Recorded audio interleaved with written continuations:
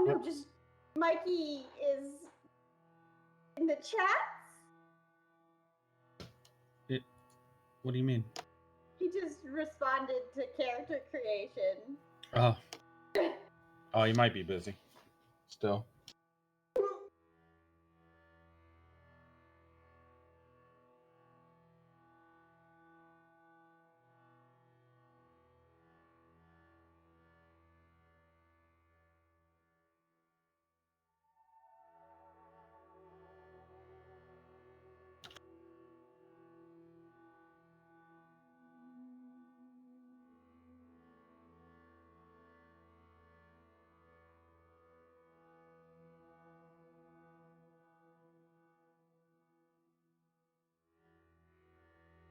Let's focus on the thing.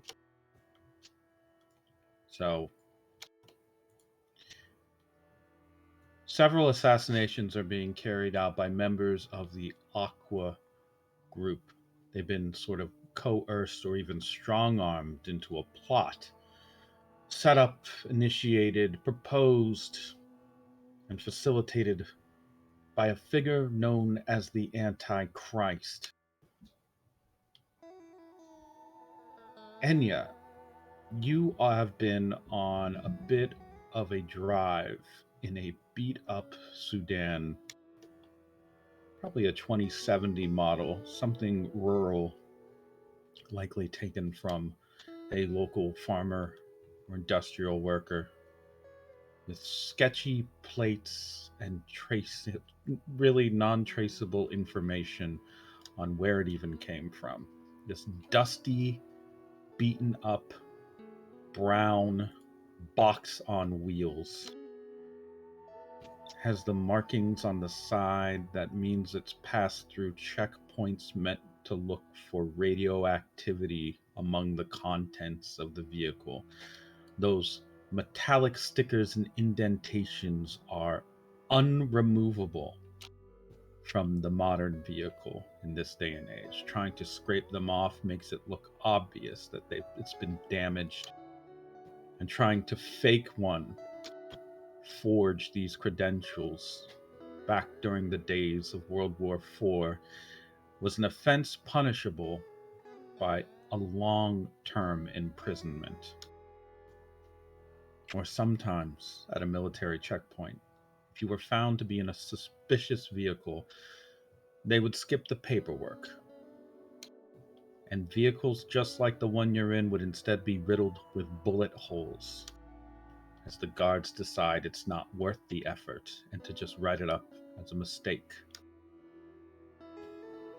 Father John is your co-pilot on this journey towards a camp on the outside of Vladivostok called the Wolf Totem Camp, a Mongolian enclave of different groups, tribal groups that are gathered for a sole purpose. In this case,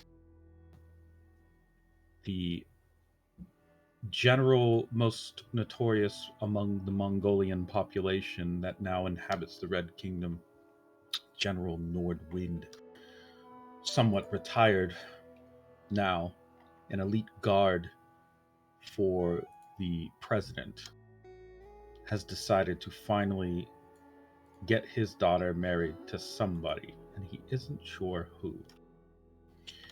Now, a question I have for you is, are you a passenger of this vehicle or are you driving it?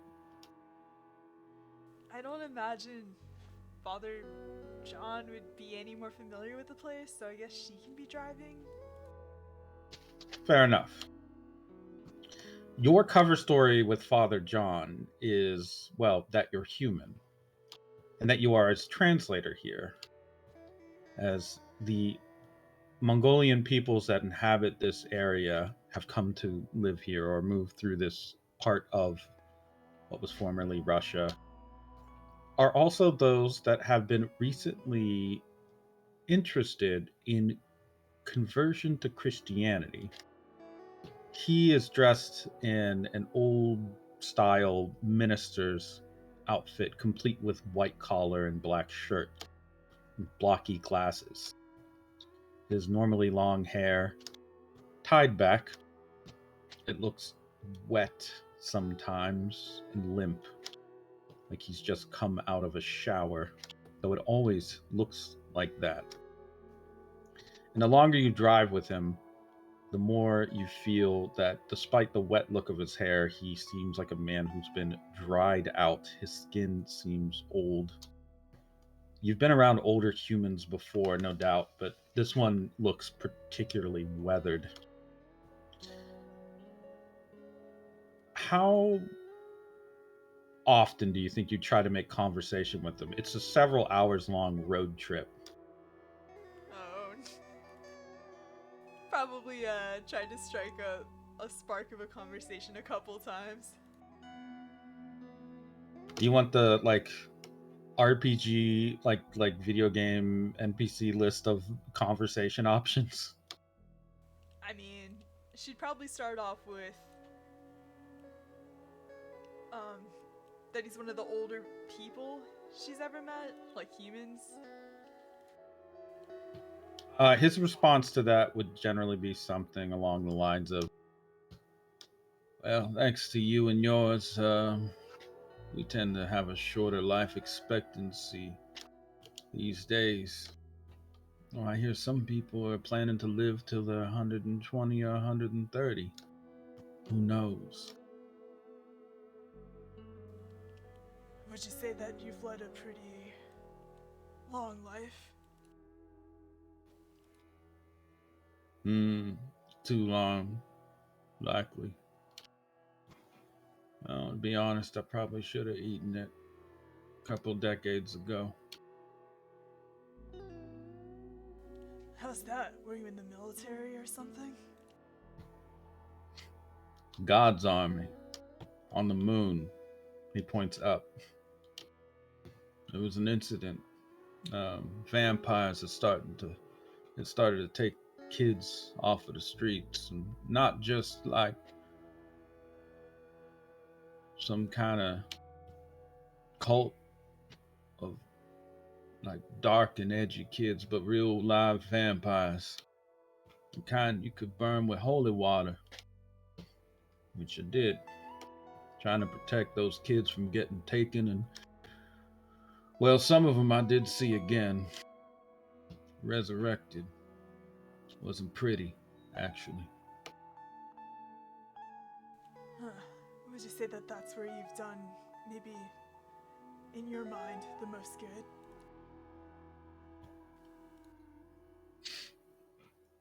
Who knows? You know.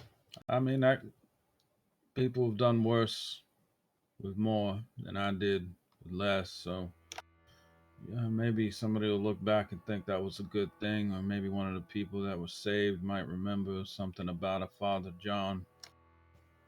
Be quite honest, my legacy has never been all that important. It's probably going to be forgotten. All I care about is that the good book, remains present in the mind of those who continue on into this glorious new age we are about to enter. There must have been some, I don't know, a big mess that happened on the moon. Everyone that I've met that claims to be from there. They're, characters. You're no exception. It was biblical, to say the least.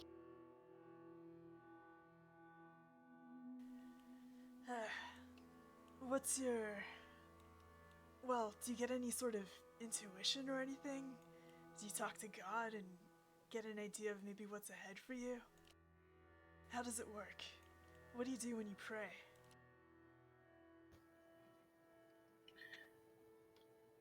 A lot of people talk about talking to God like they're having a personal conversation with him. But I've always felt like that was just faking it. Talking to God is like talking to the sky.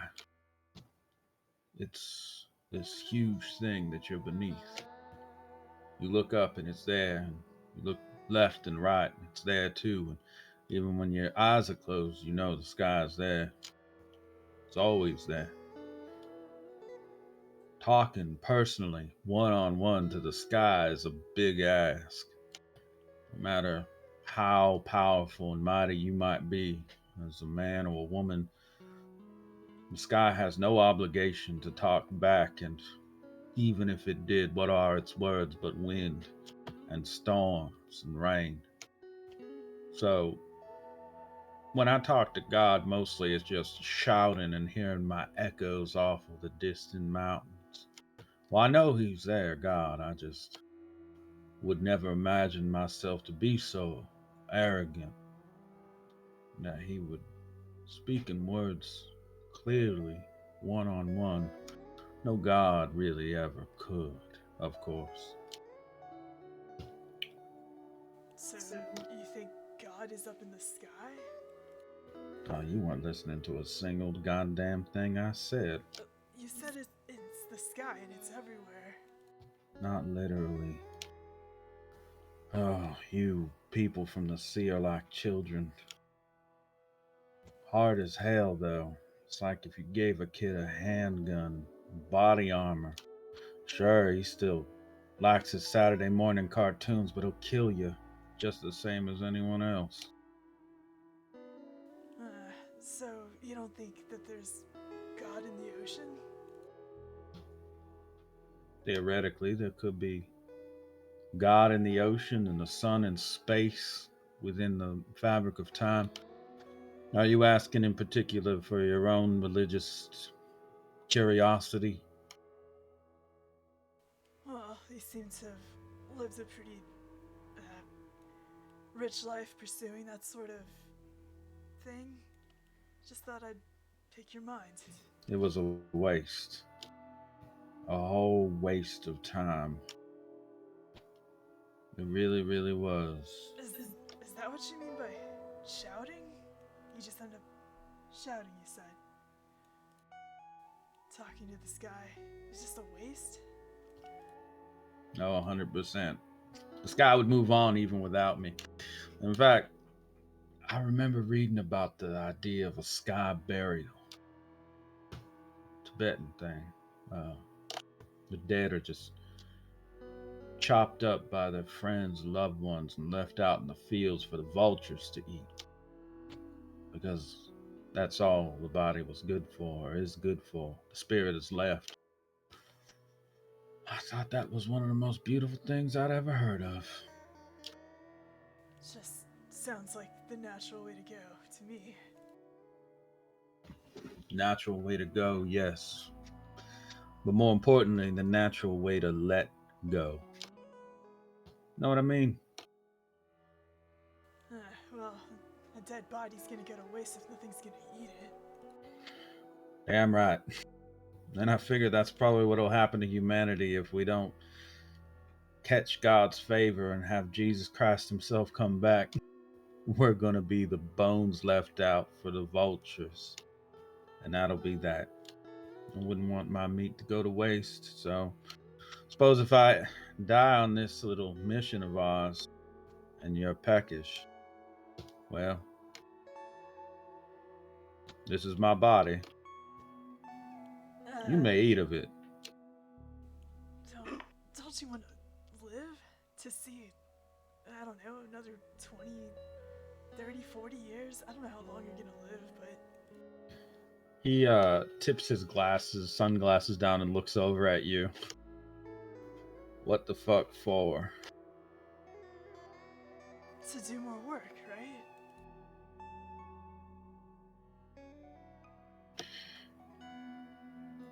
Have I ever told you about the story of Simon Magus? I probably haven't. I never heard of him. Simon Magus is a very interesting figure from the Bible. I thought fascinating in a way. You see, His whole thing was he thought he could buy his way into God's favor. It was common at the time. This was shortly after the crucifixion of Jesus Christ, when there were certain disciples and people writing out who, what, where, and how of who's where and how they're doing it. In this case, the story was written in the book of Acts. This man, Simon Magus. Well, the name Magus really is another way to say priest, but in the common parlance, we would have called him a magician. Simon Magus is a figure of great um, controversy in many, many ways. His whole point, however, was that he should be able to pay his way into getting into heaven, and specifically in the power that the apostles had, the apostles of Jesus Christ's followers. Well, Simon Magus, long story short, he said he was going to perform a miracle just like Jesus Christ. In fact, he wanted to put himself just at Jesus's level. He gets up and he decides he's going to levitate, wow, and shock a whole crowd of people. You know what happens when he gets up and tries to work his magic? What happens?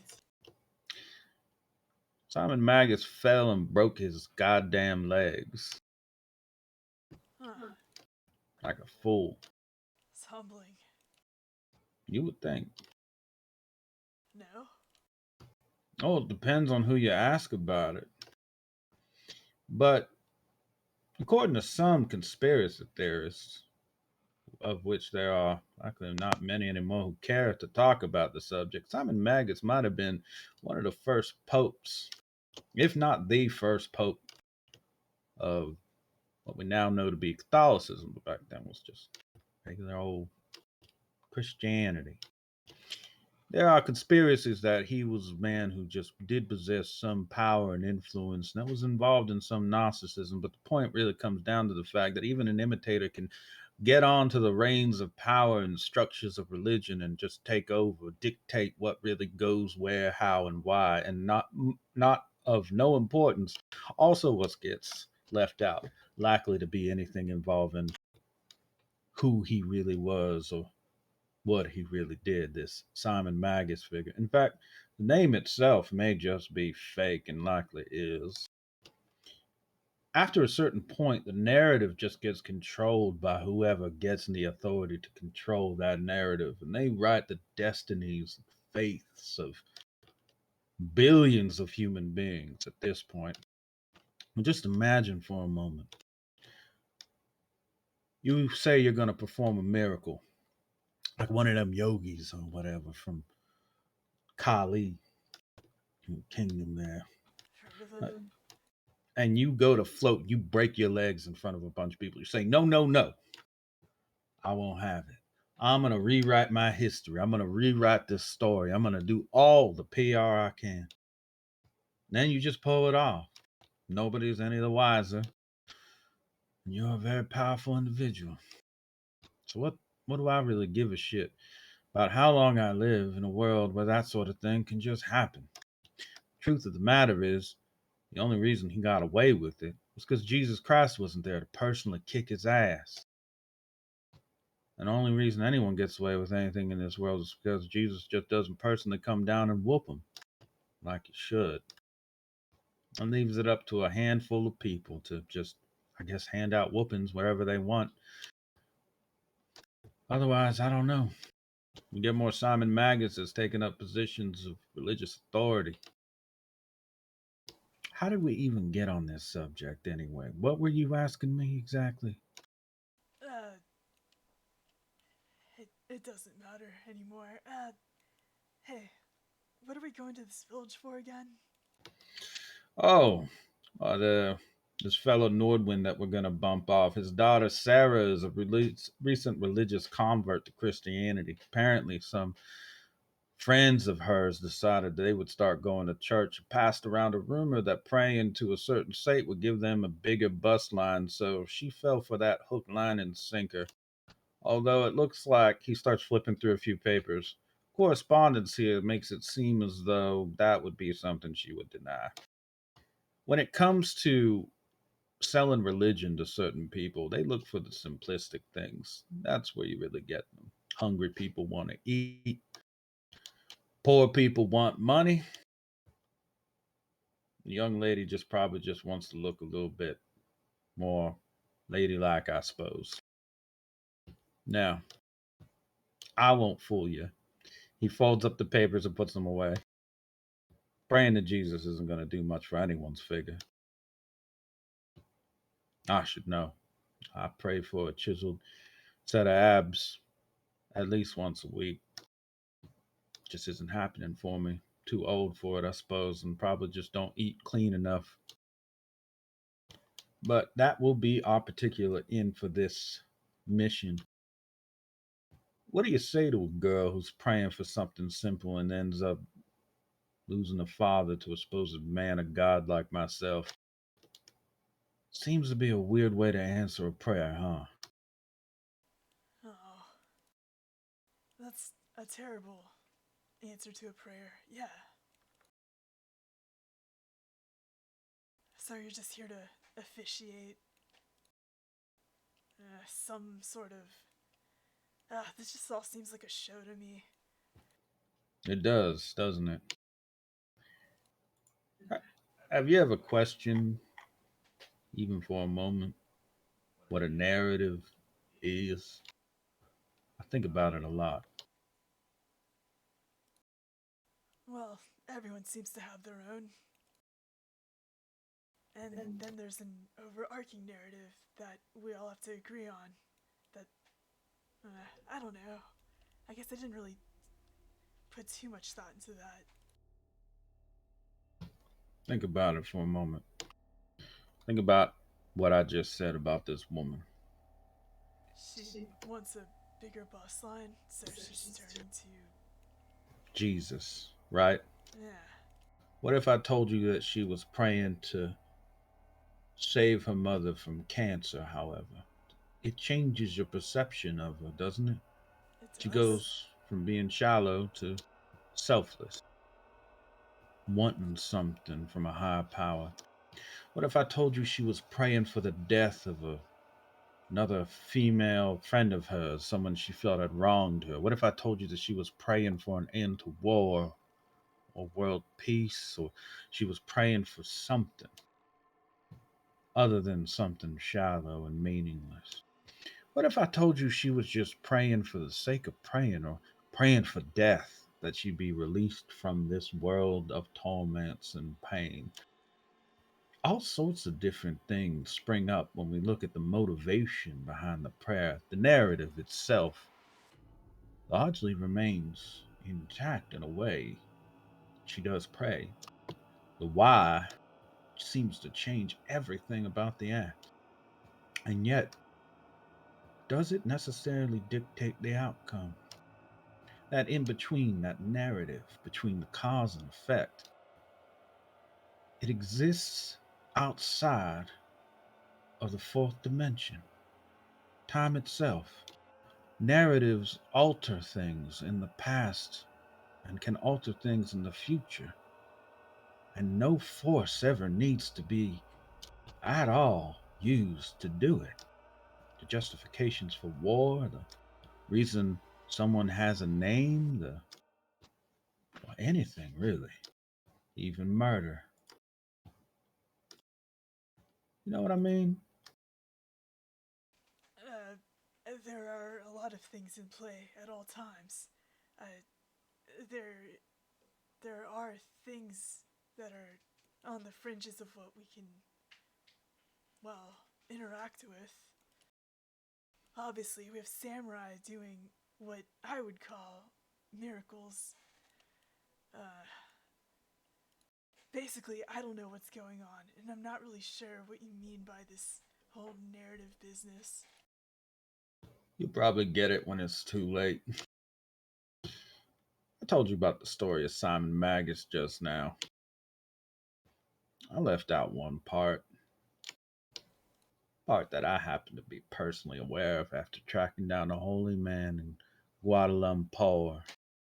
I found him in an old tavern somewhere, drinking himself half to death because he had recently come into several historic documents that he was having difficulty verifying, as they were quite bizarre, to say the least. Gnostic texts, things that dated back to the turn of the actual age, as in dated back to very early AD, or as you know, at the time when Christ had come. These are some of the oldest texts that have survived, and you know where he found them? Where? The lining of a bird cage, Huh. which is appropriate, I suppose, because most people would say what was written on those texts was, in fact, bird shit. But he had come across a certain description of that particular figure, Simon Magus, that has always given me pause since the day I heard it. They say Simon Magus had sharp ears. You know what I mean?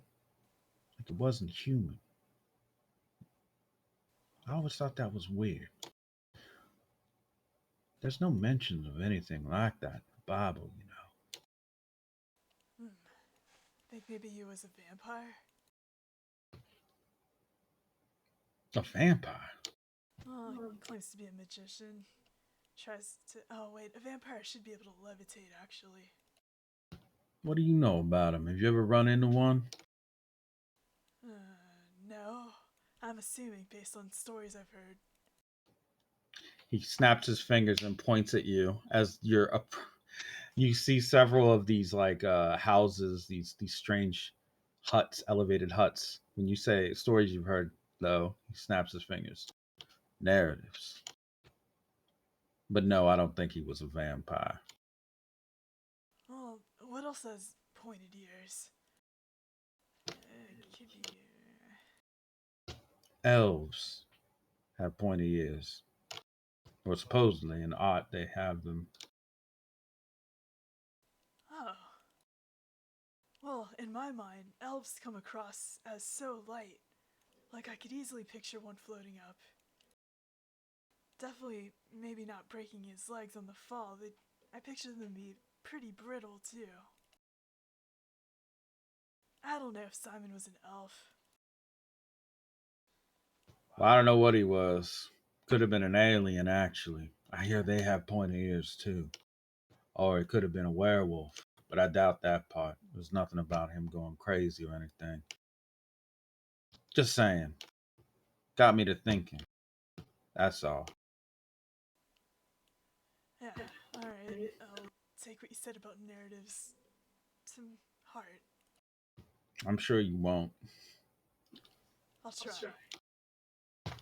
But you're probably right. As you pull up to this like great fleet of these kind of they're like huts on stilts, almost these very grand actually lodges, not just huts, um, elevated from the local mountains. There's an actual parking lot, of course, and a distance that one would have to walk to get to them.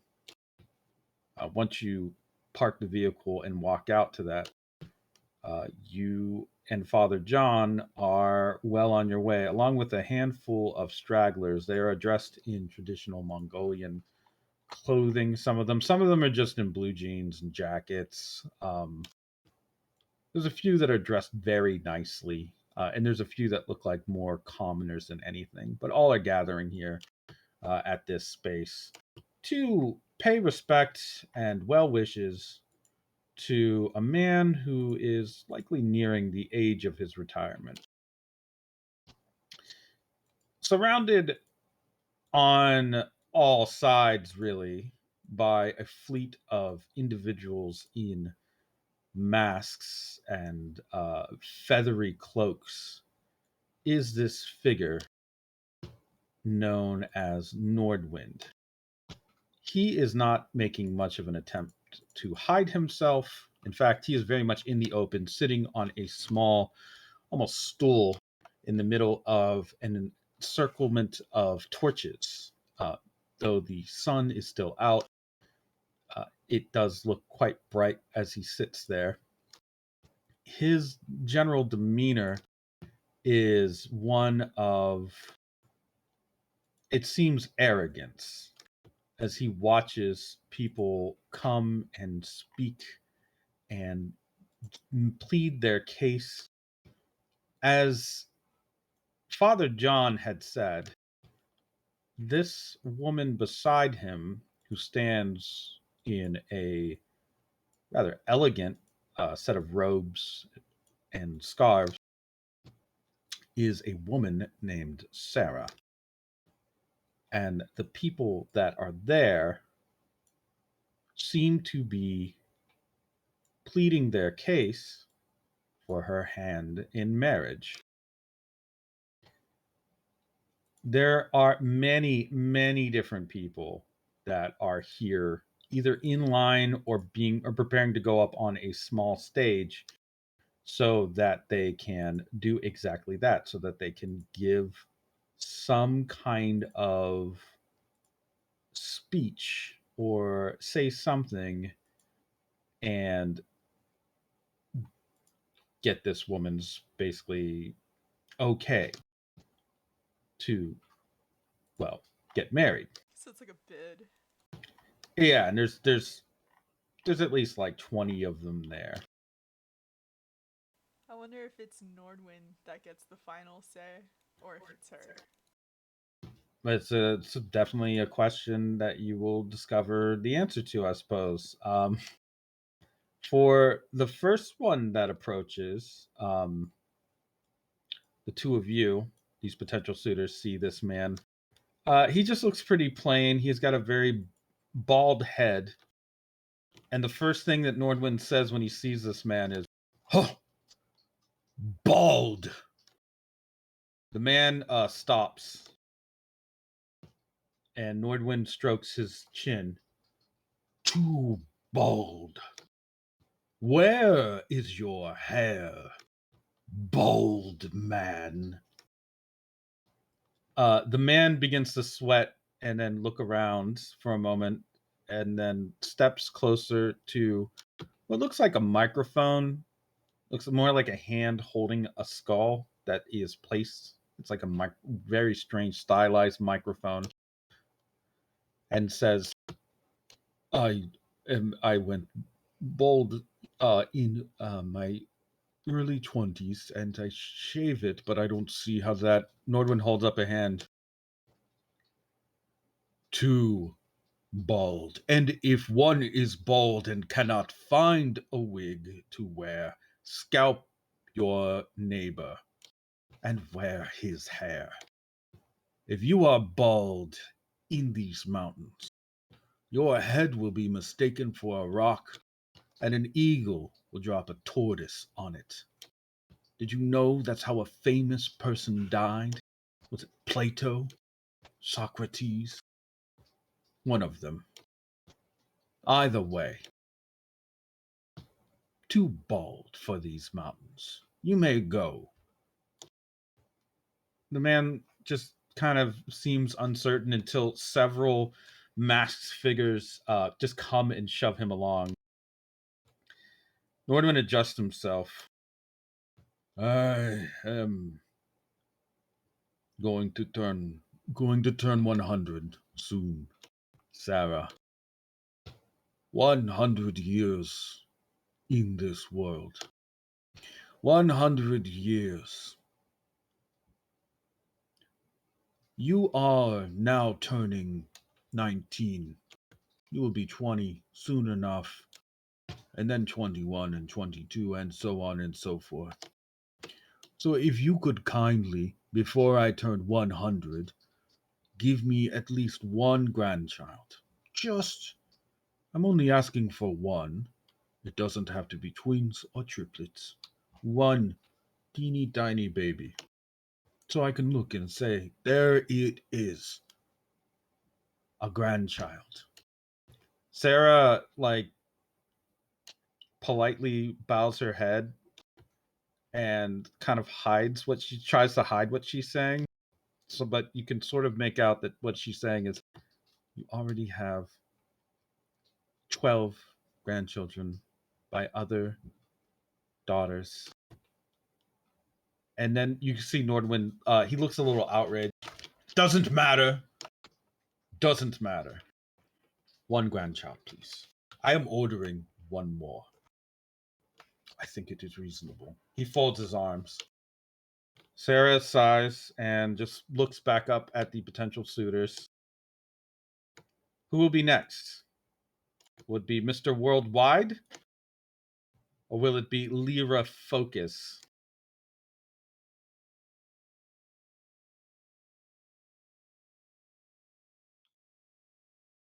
You don't like the names? Yeah, I'm giggling because they're so silly, and it's kind of serious. So, do you want to follow up that bald man with your bald man? Or shall I go? I'm insulting him because I could not give his daughter children. Either way, that bald head's gonna get brought up. Apparently. Oh yeah. You can go ahead. I'm thinking. Okay. Okay, Lyra Focus, you are next. I walk up onto stage extremely confidently. Take one of these, like a large packet off my belt, and just kind of throw it on the ground, and just make a whole garden right on the stage. Taking flowers from one of the bushes that grows, and then offering it to his daughter.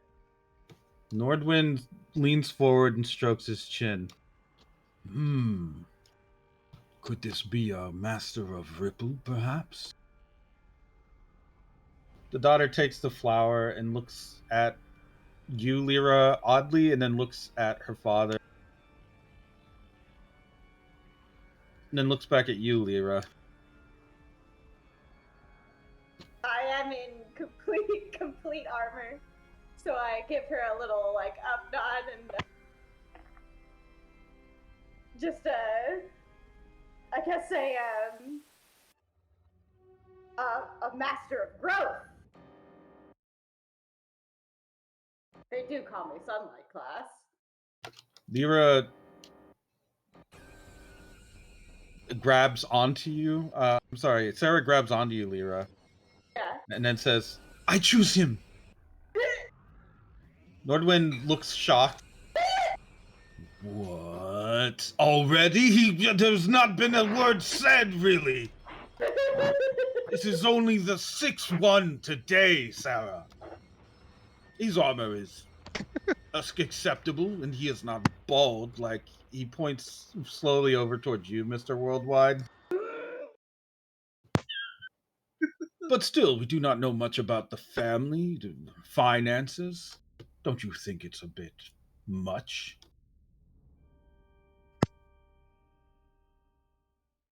Sarah shakes her head. No. I see within this one a strong spirit that will give many strong grandchildren. Many. 10. That is a number that means many.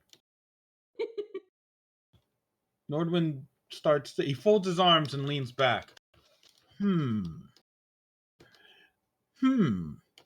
It is good for those in our family to go with their instincts. And my instincts tell me. I think you are right. I think if that is what you want, daughter, you should have that. You, he points at you, Lyra. Yeah. You are now part of this family if you accept my daughter's affections. And a courtship shall begin in traditional ways. We will take you to the lodge and prepare you. And there will be a feast and a dance, as well as an archery competition. I scoop Lyra up into my arms, princess style. Put her down. You are jumping the gun. There still needs to be other things, preparations. It's good to see that you have ambition. You will indeed be a good son-in-law. Until then, I suggest that you go and rub yourself with protective salves that will prevent you from being burned during the fire pit jumps.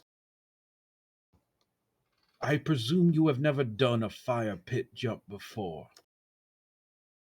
I gently put Lyra back to her. I'm Lyra. I gently put her daughter back on her feet. And I shake my head. I will soak myself in the sea. Very good. The restorative powers of the water will help you to be nourished and endure the tasks and trials that are to come. Sarah, it is finally time for you to be truly a woman with a real man and enjoy a real life as a mother. It is all a father like myself could ask for. As for the rest of you, you are free to stay and enjoy the fine eateries here at the Wolf Totem Camp, as well as any ales you prefer. But if you are bald, know this. You will be given a complimentary head cover so that I do not have to see it. That is all. He just kind of grumbles and stands up, picks up his stool, folds it, puts it under his arm. The masked men in the feathered cloaks that are with him come over and throw a larger blanket over his shoulders, making him look very elderly, even though he is himself, he's about 7 feet tall. In this form, as he's like hunched over with this blanket, he kind of looks smaller and definitely older than he does outwardly. Outwardly, though he said he was almost a century old, he looks like a man in his 40s. But the way he acts and some of his awareness, they do match a man in that sort of range. For the rest of you, by the way, Lyra, you're just gonna be, they'll just like take you off to like another lodge somewhere to prepare you. Hell yeah. Mr. Worldwide, if given a head cover, I assume you might accept it, or are you too good? I believe he may accept a hat, but that's it. There would no be, there will no be, there will not be any wigs. Take it. No wigs? Okay. Yeah, you don't seem like the wig wearing type. As you are given a wig, there is the approach of these two individuals, Father John and Enya. Enya, for this sort of disguise, how are you dressed? Like business casual, or you're meant to be Father John's translator? He does not speak their language, which is a more rustic version of the shared Red Kingdom tongue. Yeah, she's just, like you're going to church, just in a little. Well, I guess she's gonna be in a suit, but like a casual one. Just because he's like all preachered up. All right.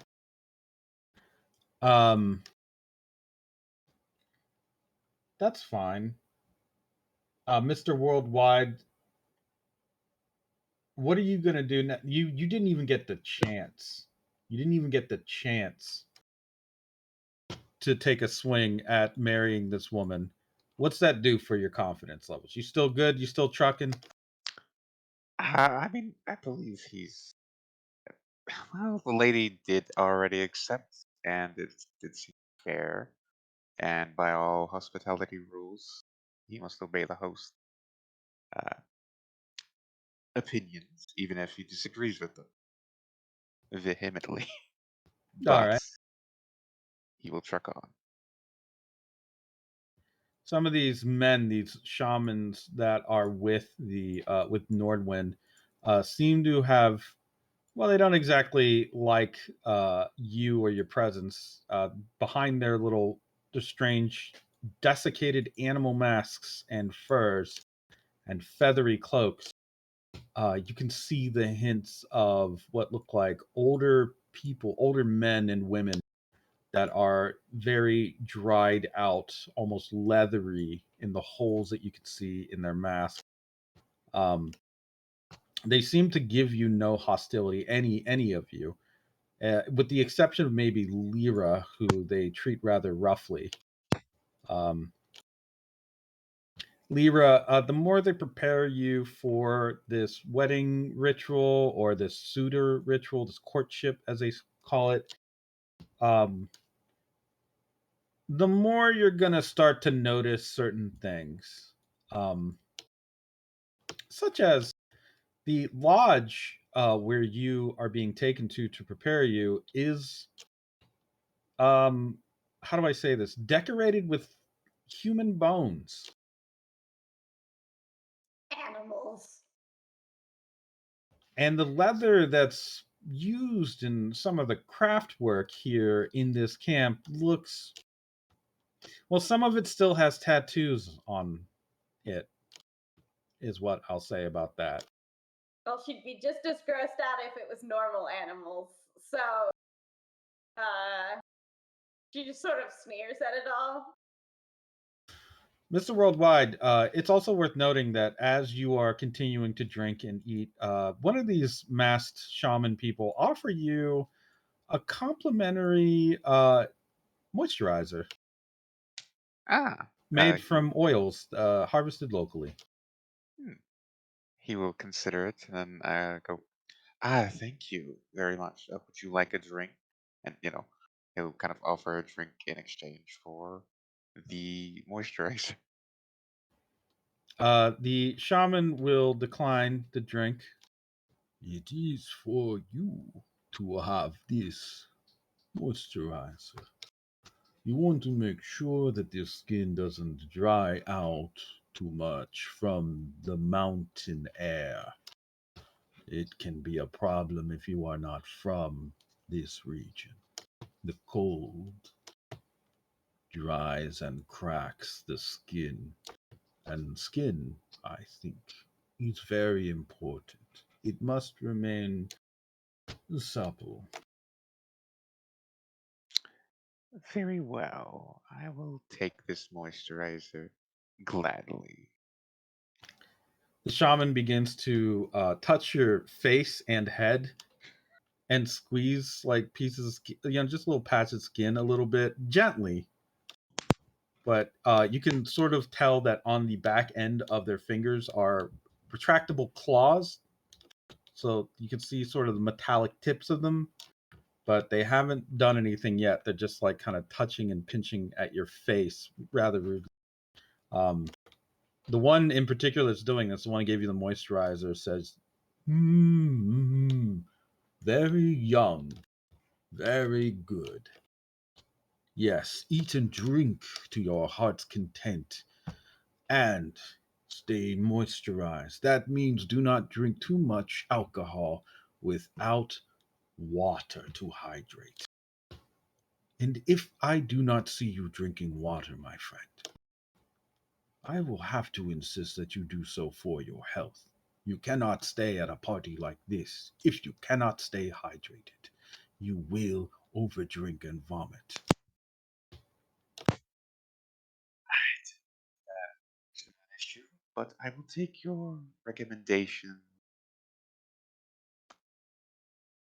as heart.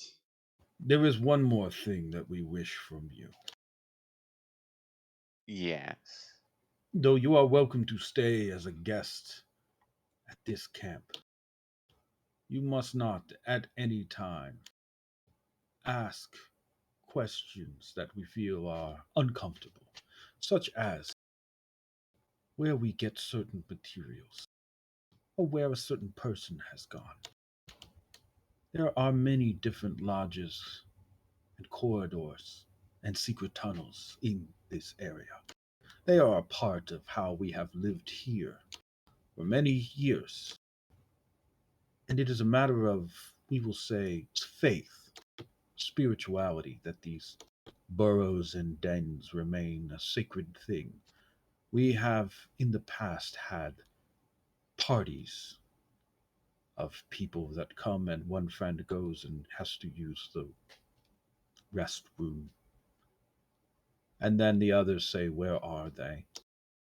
And it becomes a thing where they go and look for their friend. And the next thing that you know, because they've had too much to drink, they trip and fall, knock over an altar, or worse, fall into a burrow and break a leg or an arm or something.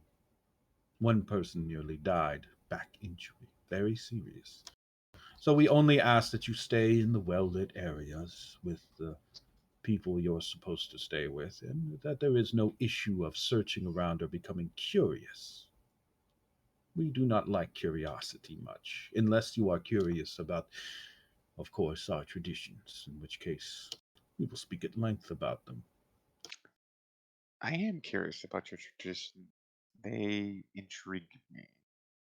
Which one would you like to know of?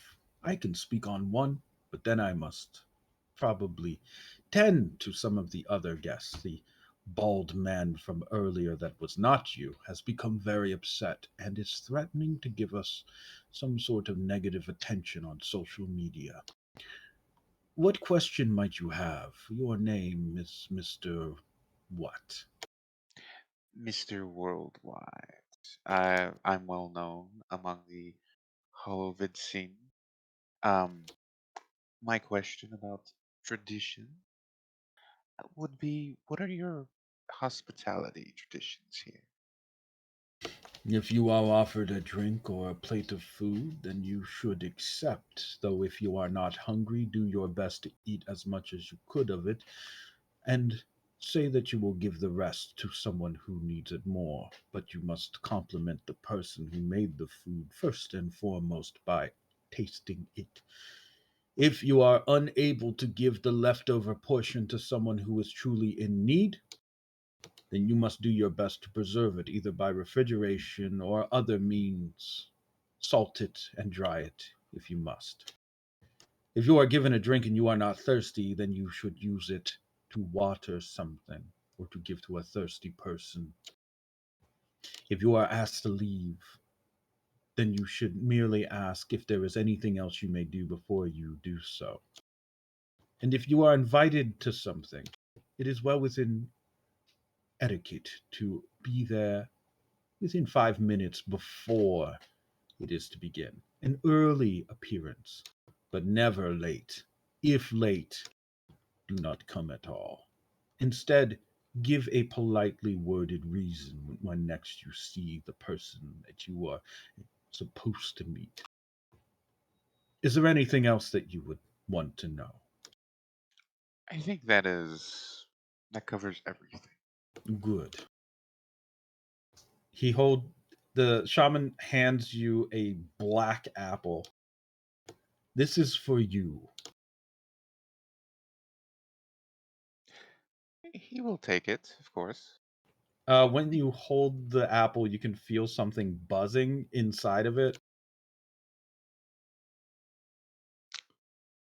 I appreciate this gift. And he holds it up.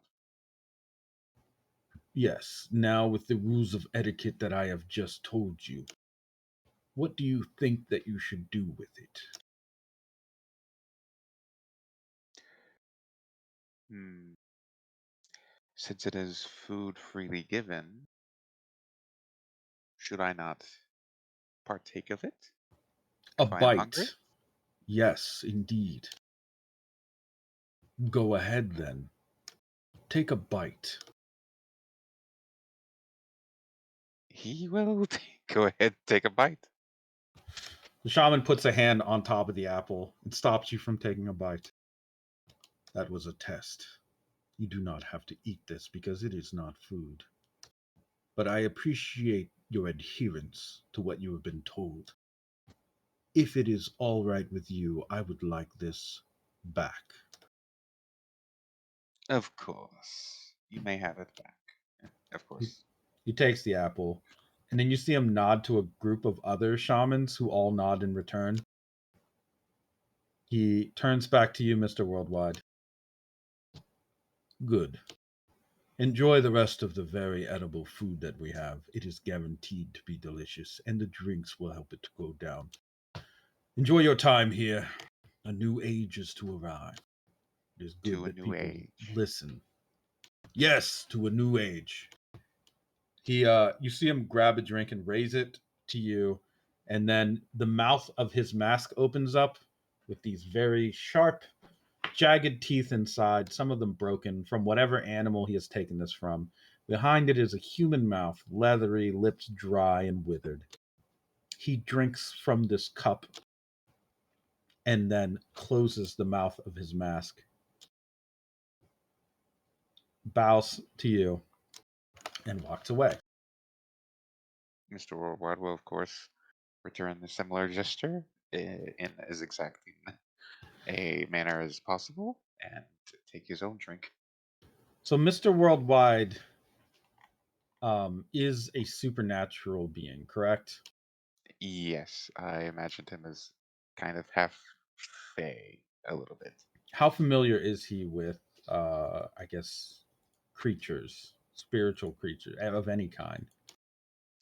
Um, Probably decently familiar. Like, I would not say he knows about like skinwalkers or those kind of deep, Hmm. dark sections of things people, pass down from oral history. But as long as it has been in a book or he's or in a realm of supernatural like regularity that people would, naturally kind of feel out, I think he would know a decent bit.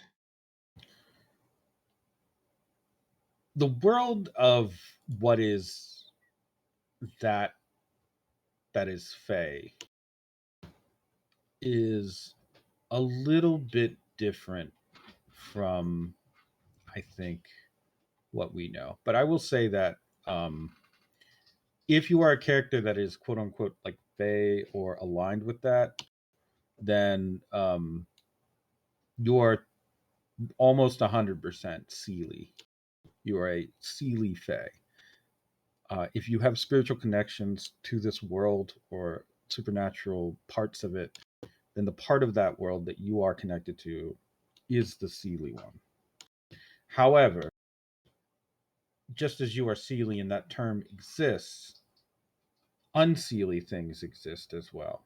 And though humans interpret them a different way than you do, well, you are kind of like on the fence or borderline of this.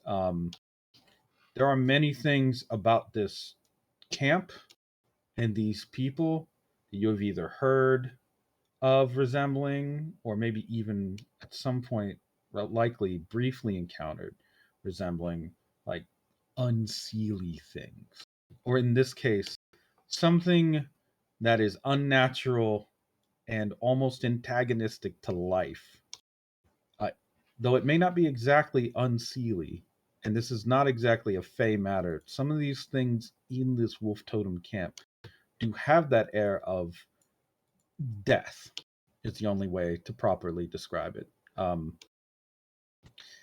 Enya, you are going to feel much of the same things as that. The longer that you're here, you've been in Guam. How long have you been in Guam? I should ask. You've been there for like I want to say like a year a and some year. change.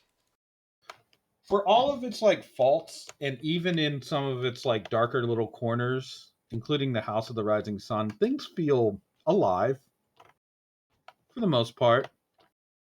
Like they feel like they are lived in, like they have a purpose, and that purpose is for the living. This place, though it presents and fronts as this like tribal Mongolian traditional thing, is not like really anywhere that you've been, with the exception of maybe, I guess, like the reverse tower somewhat, and yeah, that about covers it. This is like a very strange, it's almost a negative impression of what the world should be. Antagonistic to life, huh? So a little draining to be around. Uh, okay, I see. Yeah, you know what? Actually, the only thing that I could describe as feeling the closest to this is the uh the Office of Saudades. That Oh very no! strangely carved area where it was like this is all wrong. This feels like that, but in a different kind of way, like a wider perspective. So disorderly as well, somehow.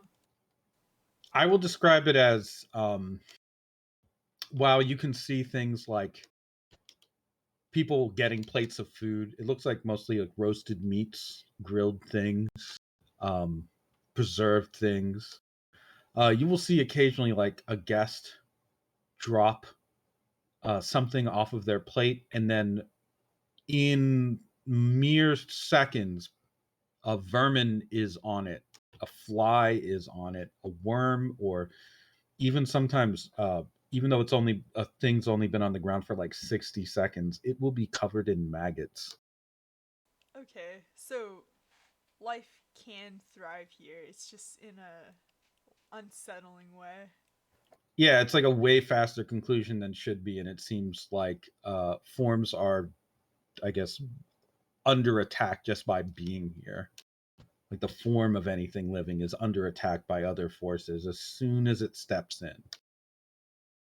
The only way to describe it. Like flowers wilt, grass dries, food rots quickly, maggots grow even faster.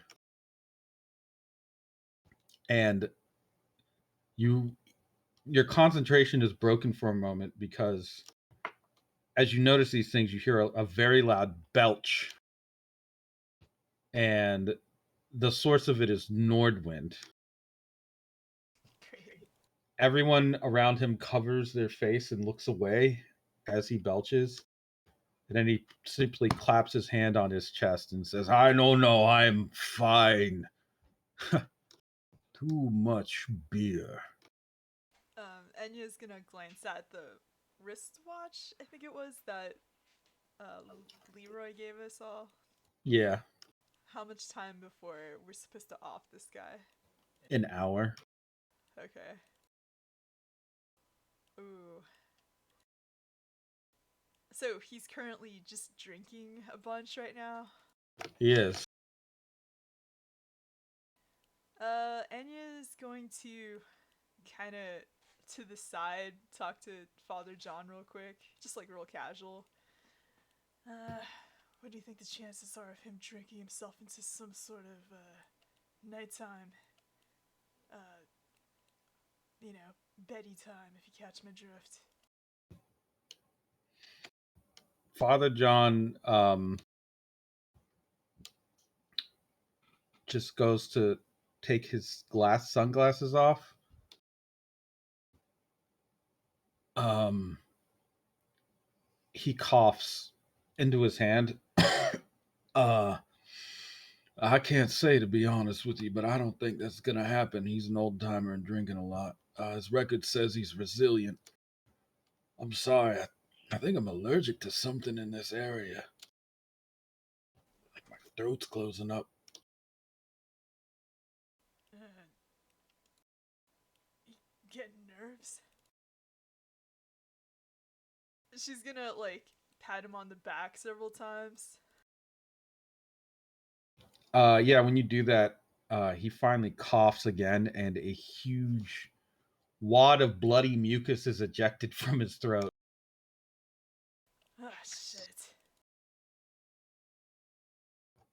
He stares at it in a bit of disbelief. What the hell? You, did you eat something? I haven't eaten anything since I got here. I'm not stupid enough. Something's happening. This isn't normal. I wasn't sick before I got here, but it's happening to me fast now. You haven't noticed anything, have you? This place, it feels off, but she's gonna look around at their current environment. I don't think anything is touching us. He looks back at the path that you guys took to get up here to this like little clearing where these like lodges are. I see it now. The path we took up, it was made a certain way. Going up it was a smooth advance, ascendancy at no cost.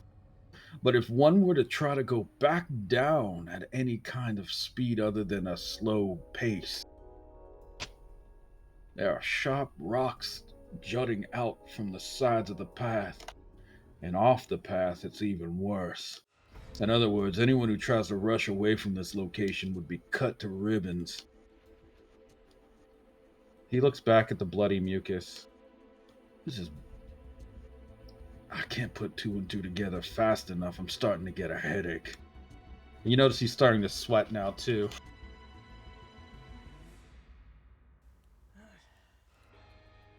Shit. Is this mission going to fail before it even starts proper? Nonsense. It's getting done. We have 1 hour to wait. And if I happen to die before that hour is up, and this guy isn't dead, everyone else is gonna... well, they're gonna die too, I guess. I need something to make sure that I can make it through to the final time. Something... I don't know what. You wanna take a risk with something here? How's that?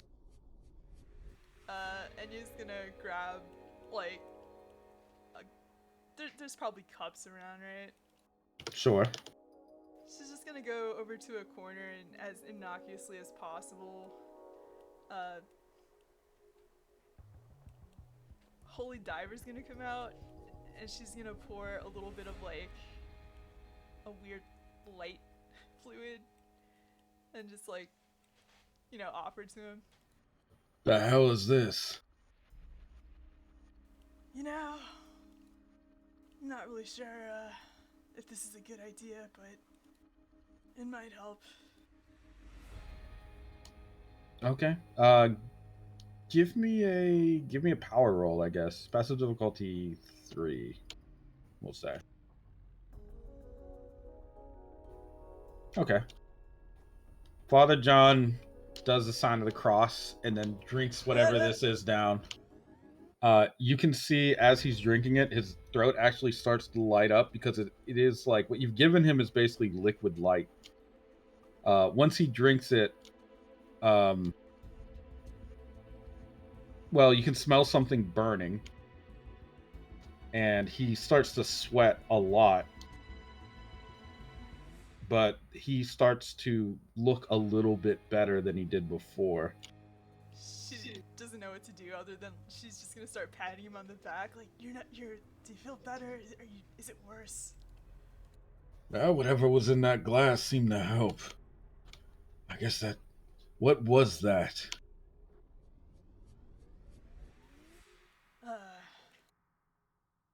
I can barely give you an answer there. What does it look like?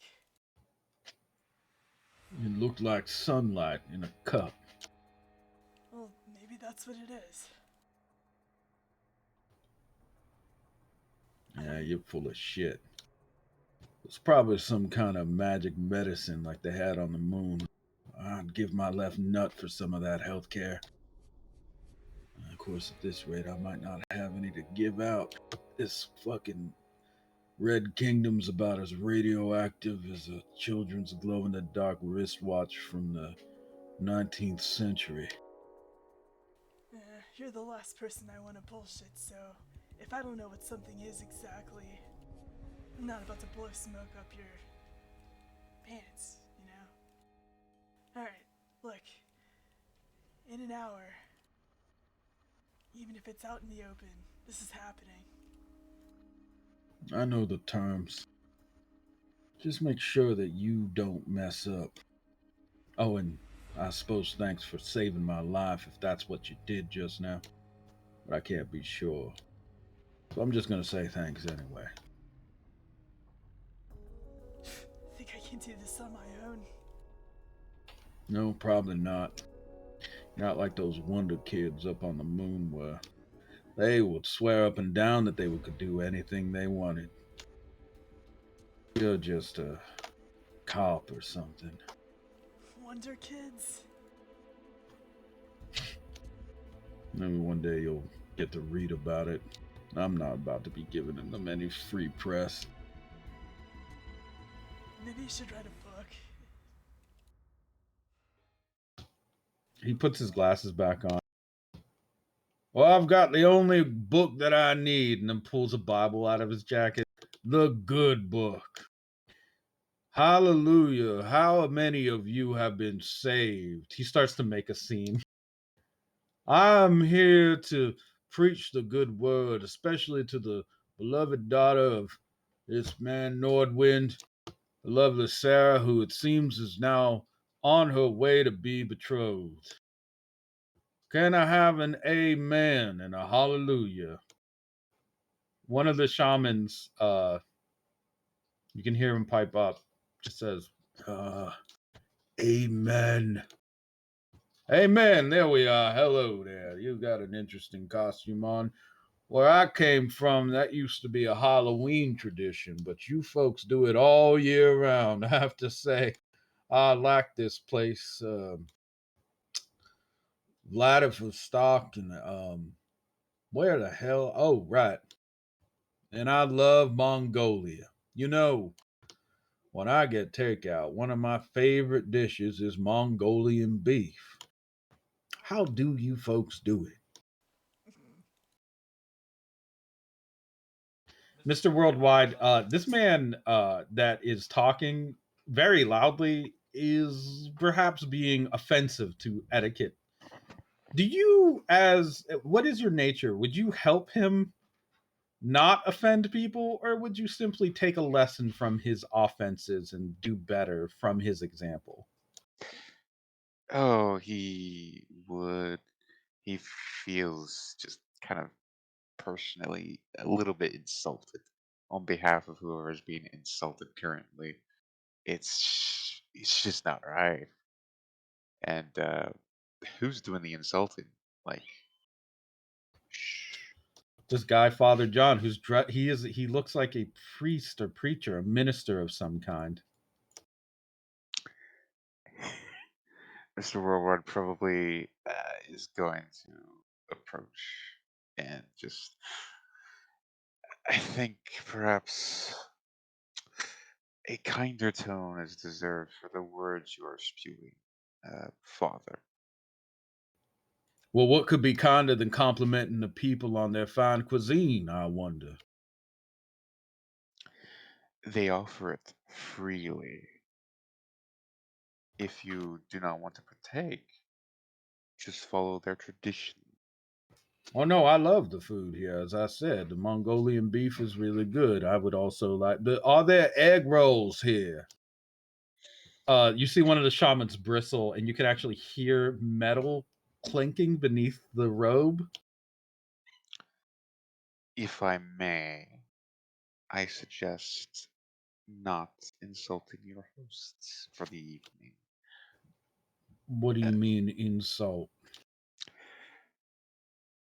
they take offense to these things very seriously, and it is clear they are going to do something about it sooner than later. Well, whatever do you mean? Are you insinuating or implying that there would be some sort of retaliation of a physical nature, perhaps? Or Perhaps either physical or otherwise. well, if that's the case, he thumps his Bible again. I wear the good Lord's armor to protect me. It is, of course, one of the many things that I have taken from my faith. That armor of God. If there should be any such offense, I trust God will protect me, as he always has. Are you a believer, sir? No, I am Have not. you heard the good word, sir? He says really loudly, like in your face. Oh dear. Father John is further insulting him, and he's just like, "No, I do not appreciate this manner of speech. If you would like to tell me all about it after a party, sure. But during the party, we obey the host's rules." Well, I'll take your word for it then. That's fine. Wherever I go is always an opportunity to convert yet another soul to heaven's army. If I need to observe the ways of these people in order to really get to their hearts, then I should do so. Wear whatever strange dress that they wear, speak whatever strange language they speak. But there are things I must draw the line on. Firstly, everything should be very Christian like in a way. I understand there are traditions that are older than Christianity itself, and there must be respect and deference given to such things. However, wherever I go, God goes with me, and so I cannot simply overlook certain things. For example, he leans forward towards you. You say that you haven't heard the good word, but you'd rather not hear about it until after the party. Is that because you plan on doing any sinning here that this here Bible might get in the way of, and you would like to seek instead redemption after you are done with this party? And if I may ask, what kind of sinning were you planning on doing exactly? Hmm? Gluttony, I lust, wrath, perhaps? Pride? No, I am merely here to enjoy the hospitality of our guests and try to enjoy myself pleasantly. I do not overdrink or underdrink. I only partake of what is offered to me. Interesting. He kind of like walks around you for a moment and then strokes his scraggly chin and beard. You know, I am a priest that has come as a sort of missionary. In fact, not just a sort of missionary, I am a missionary. I've come to this land because there is not enough God here. In fact, you could say there's not enough God in this whole world. I wouldn't take kindly to anyone trying to stop me from trying to talk about God. I mean, all reasonable terms, of course, acceptable, but if someone were to try and cut my tongue out because I speak well of the Lord, well, my tongue will break their scissors.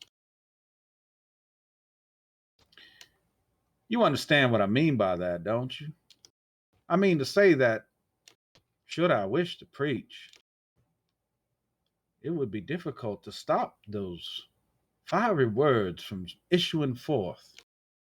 Instead, let us be kind and civil as you wish, right? Yes, I think being kind about it would go a much farther way. You catch more flies with honey than vinegar. Oh, that's simply manipulative when all you want to do is kill him. He pushes a small, tiny pocket Bible into your chest. Here, read on this a bit. I'll leave you be for now if you'd like. It's a good book, I promise. I will read it at my leisure. And you just, you can see there's twitches though, like just, nope, I don't like this guy one bit. The book he has given you, it is approximately 2 inches by 2 inches dimensions. And if Of, you were to try to read it, the text is way too small, very uh, tiny. of course. So I would need a Yeah, micro, you need yeah, you need a fucking magnifying glass magnifying. to read any of it. That one's free, by the way. You can just have that. I have a translator here, by the way. He motions for Enya to come over. You must be one of the party guests that were here to marry the general's daughter, correct? That is correct. Unfortunately, the host was rather being difficult, I think is the best word to say. Why is that? What do you mean by difficult? Is it because you're fat? No. Is it because you look funny? Again, no. Is it the smell? Because I find it tolerable. No. It is because he did not let me speak. What a shame. You're so eloquent. Does that mean this? Do you mean to say then that he simply, what, cut out? Or was there someone chosen? I must have missed all the ritual of it. Someone was already chosen. And it wasn't you. No, it was not. Did it break your heart a little bit? I would be remiss to say that it wouldn't have. But time marches on. Well, there's one love I know that will never turn you away, no matter what circumstance you find yourself in. That's the love of God. Enya snorts. Ah, kind of sounds like the host is being decisive. Seems like he's in a hurry. Hmm. It certainly does seem like he is in quite the hurry, unfortunately. Was there anything off about the host that you might have noticed? I came here to do some preaching to some of the people, including his daughter, who is a recent convert. Not to brag or anything. Was there anything off about it, like his health or anything? He definitely strikes me as someone who is not so much into the party scene. He seems very. He seems like someone who would be in younger years, but it seems like he's gone on in age, and it ain't so good. I see.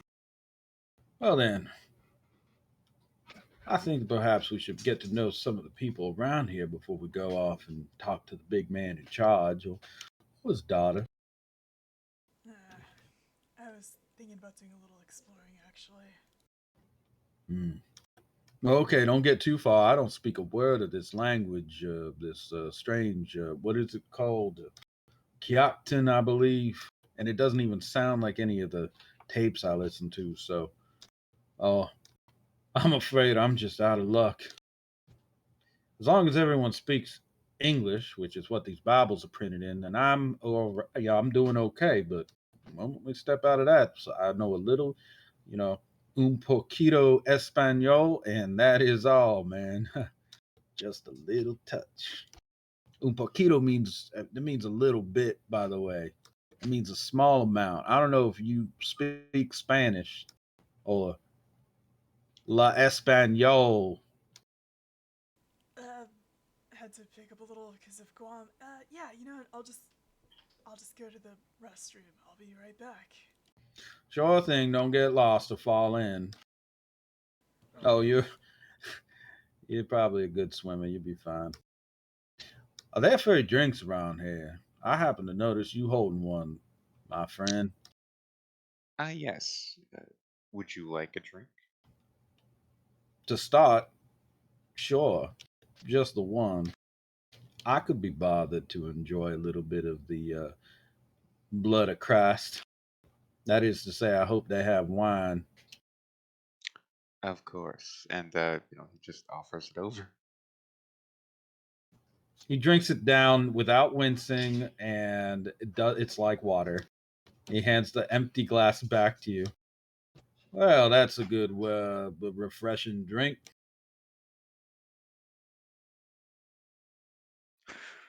I'm glad you think so. Uh, be careful. There are some less than savory drinks around here, it seems. Oh, is that right? A little bit of local moonshine, then. I'm used to that.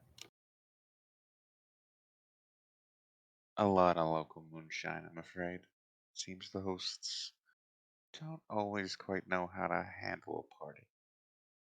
Mmm, you just gave me a wonderful idea, my friend. Yes, indeed, you have. Thank you. You're right, the host would have been a better drinker when he was younger. I'm not so young myself. Maybe it'd be even ground to get into a small drinking contest with the old man. Show him the power of Christ. It'll save you from hangovers, I swear.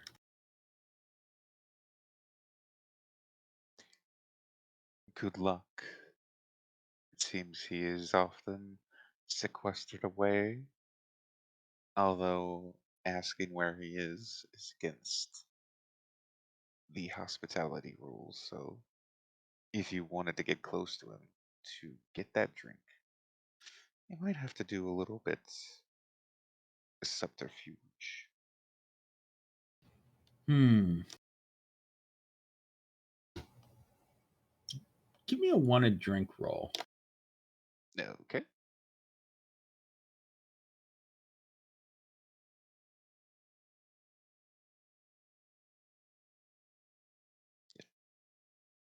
Passive difficulty, we'll say four ish. Yeah, four sounds fine. Damn, you pass it.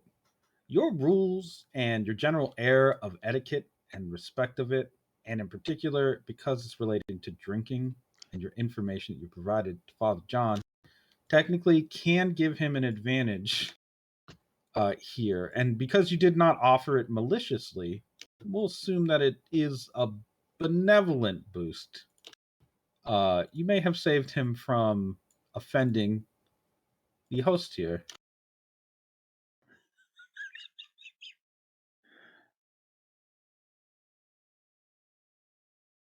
Let's just give that boost. It's kind of small. I'll make it bigger. All right, Enya, you are. What are you exploring here? Um, well, it was mentioned that there were corridors and secret tunnels around here. So Correct. she's kind of gonna be looking for any signs of an entrance to any of those. They are not easy to find, but you can go ahead and give me I guess, a connect roll. We'll say that seems fine. To three, as mentioned, uh, these people have a very good, strong, natural sense of where to hide things. So if there are things hidden, finding actual traces of them, it seems difficult here.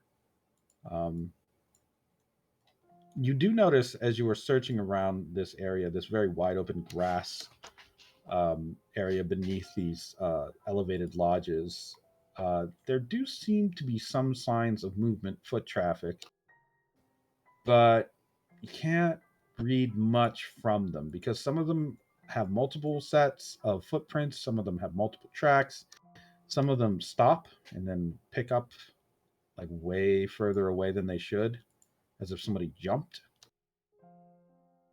Oh. Um, there are other things that are concerning, like in the grass, sometimes you'll find a wristwatch, or you will find a wallet with its money intact, or you may find a tooth, but nothing really there like an entrance or any kind of tunnel.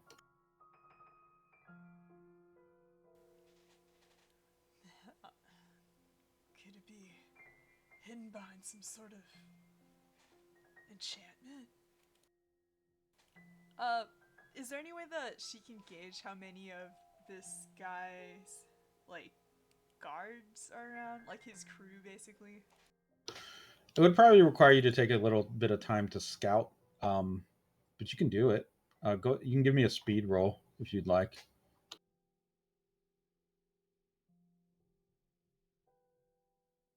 -1. It's you can re-roll it with a fate point if you'd like, or you can just get that result.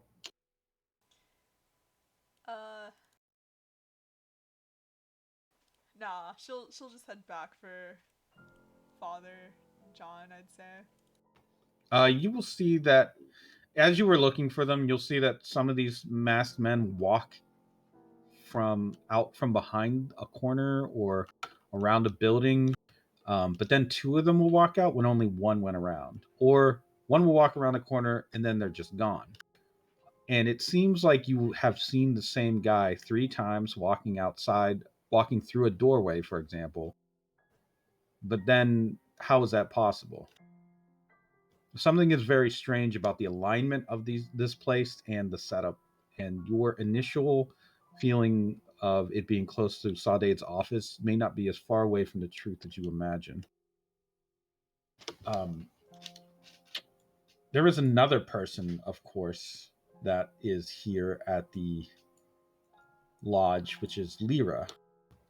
Lyra, after they took you to your own respective lodge to prepare you in the ritualistic way, um, they don't seem to actually care that you are not normal or a human. Instead, they seem to just be gauging you, checking the plumpness of the cheeks on your face, the clarity of your nostrils. They pull your eyelids open to stare into it. And on occasion, they will even just apply some strange smelling salve to your face. This is weird, but she's okay with it. As a merfolk that lives most of her time, like in the shallows of water, she doesn't have a lot of human interaction. So this is normal. This is definitely normal. Yeah, my cheeks are the plumpiest. Huh? Yeah, go ahead and give me a steel roll, I think. Your cheeks are in fact very plump. It's almost, you know, that feeling when you've been in the cold and then you go into a warm area and it's all flush with blood. Uh-huh. Like your cheeks are as flush as they could be. Like they feel very tight even. Oh. Is it because of the salve? Yes, it seems the salve is causing blood to rush to the skin almost. Although in your case it might look a little weird. So, what's in that stuff? The masked lion man, this guy here, the shaman man, as he is applying the salve, just chuckles. Old recipe. Very good. You feel warmth at first, but it will reinvigorate you. I like to be invigorated. Can I learn some of this stuff when later? Of course. You are free to learn many things that we do here now that you are to be married to Sarah. Lovely as she is, I am quite jealous. I remember my days when I married my first wife. It was quite a time indeed. Yes, he seems pretty cute. Cute. Try beautiful. Sarah is one of the most beautiful women that has ever been born in this world.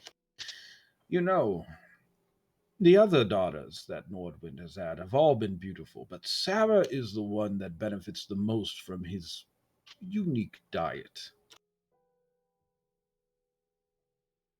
So she eats well? Yes, you could say that.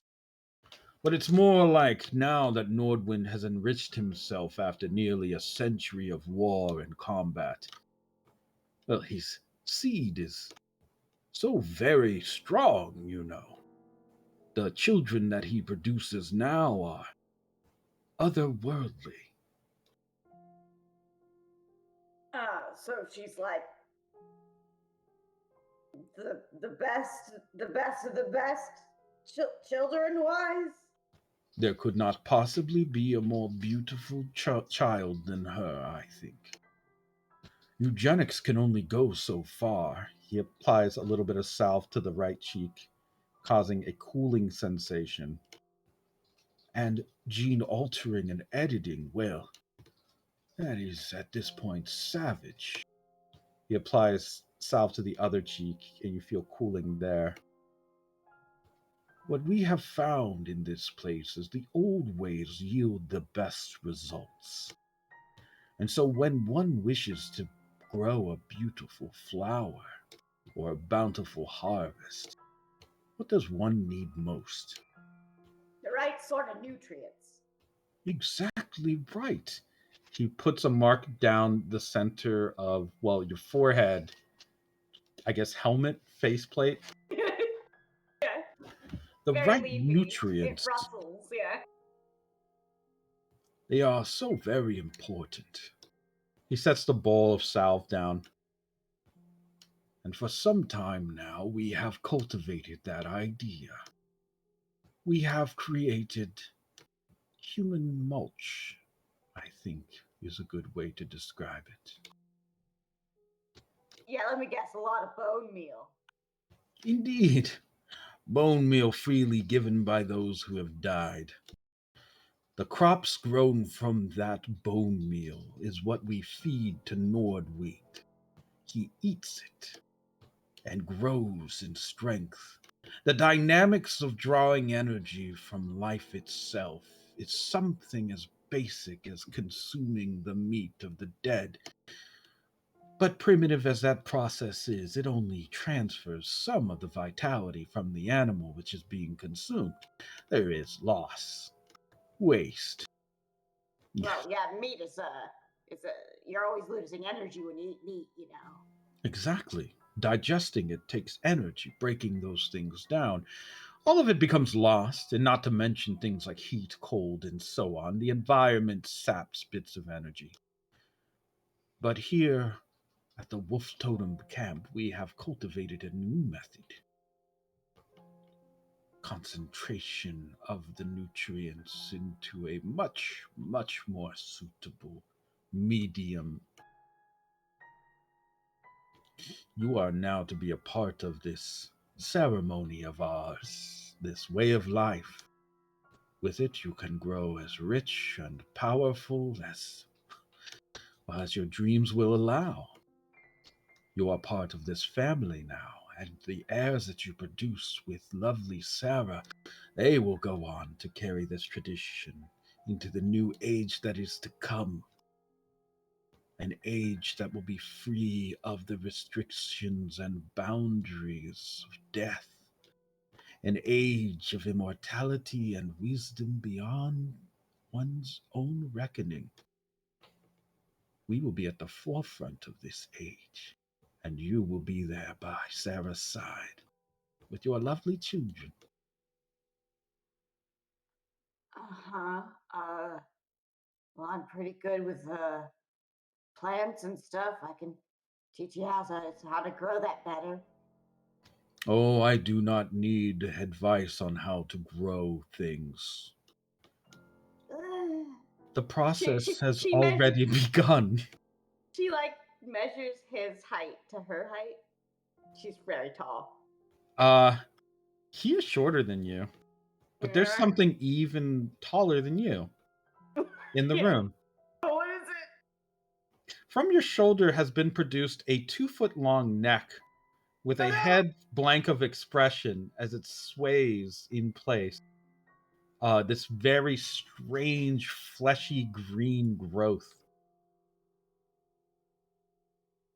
Oh, I think you messed up with my suit. It's real easy. It takes things in real easy. Oh Like, no, no, do not worry. That is simply the start of the process. You uh, see, cultivation can be done with any flesh. Father and mother are irrelevant terms. We grow a different crop here, have a different breed of people. This thing that is growing from you now is just an example of the expression of your cells mixed with the intention of our way of life. Soon it will become something new entirely. If it is fed, of course. holy shit! You know there's two of me, right? How do you figure? My armor's living. Truly. Uh-huh. Then this living armor of yours will be exactly what we're looking for.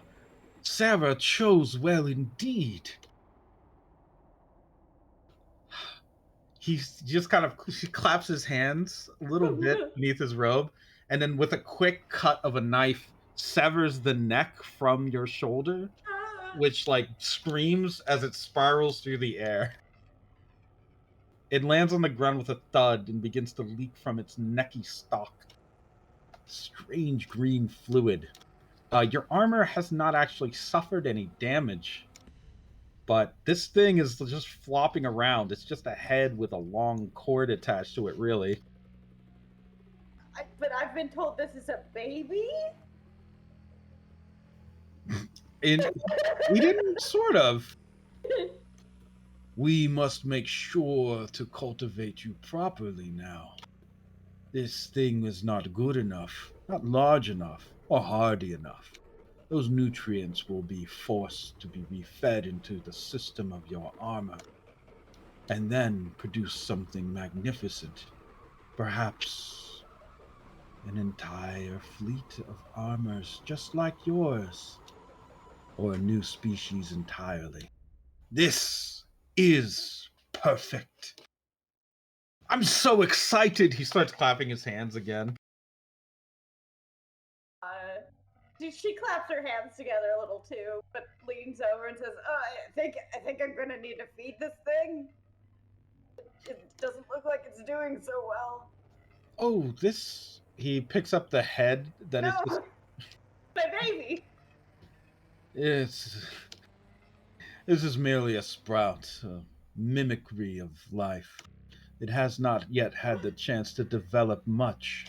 Its brain does not exist. So we should plant it in the dirt?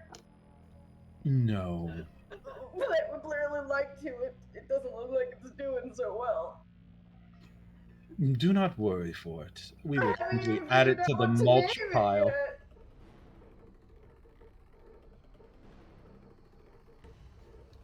Worry not. This thing is in need of no name. No. He draws his hands away from it, and you can see that it just crumbles into dust. I punch him in the face. Oh, your fist goes right through his head, right through the mask, right through his skull. Oh. The animal head opens and closes a few times. There was no need for such a reaction. Like shake my arm with it still in its mouth. Yeah, there's like crumbly dust all over your arm. You killed my baby! How was I supposed to show Sarah? Death is not real. I will illuminate you, as we have illuminated countless visitors to the Wolf Totem camp. We will transform you. The metamorphosis will be divine. You can feel as he's talking, the vibrations from his vocal cords are going through your arm. Oh god. I'm trying to pull my hand out. Okay. I don't know what's happening. When you pull your arm out of his head, you see that it's like the armor is like starting to wither and dry out. But you didn't take any serious damage from it. Oh, she's so sad. I know that Lyra is extremely sad. And starts to like pull the withered part off. Of the armor? Of the armor, yeah. Like she's weeding it, basically. She's gotten something rotten on her armor and it's causing it to wither. Yeah. Oh, it's not just that. When you are, how aware are you of the living armor state? Oh, very aware. I'm in a like. I'm like nearly symbiotic with it. Okay, then you would be able to determine it's actually had its energy drained at the cellular level. Ooh. Like it is just like the cells are dying basically. Like it's not just like any kind of normal attack or chemical reaction. Oh, she's super pissed about that. What the fuck did you do to my baby? Not the other one. This one. The hell! You know how long it took me to get it just right? We will fix it for you. Like, The with head is your like hand? flapping as you're talking, as he's talking, by the way. I grab him by. Can I like grab him by the face so I can just hurl him out of the room? Well, if you gotta grab him, you can sort of. I think your experience here would tell you that on contact, he has the ability to draw life out of cells, like pull Everything. Okay. energy out of the cells in things. Oh, my armor's in trouble. Yes, it is. I didn't do this on purpose, I swear. I know. I can also leech people's energy by touching them. So I didn't mean to do this on purpose, but I can't. I basically grow bigger or smaller by leeching energy from other people. Sure. Well, okay. They're my stunts. I didn't mean to. We can do a roll off, I suppose, if you'd like. But you have to also, because this is JoJo, Yeah. you're gonna have to explain how any of that works, like in a monologue style or something, because otherwise nobody's gonna know anything about that. Okay. Basically my plants can grow on people. No, I meant in character. Oh, how do I tell them? I guess I just go, yeah, I know a bit about leeching strength from others. You know, you're not the only one that can pull the nutrients out of people.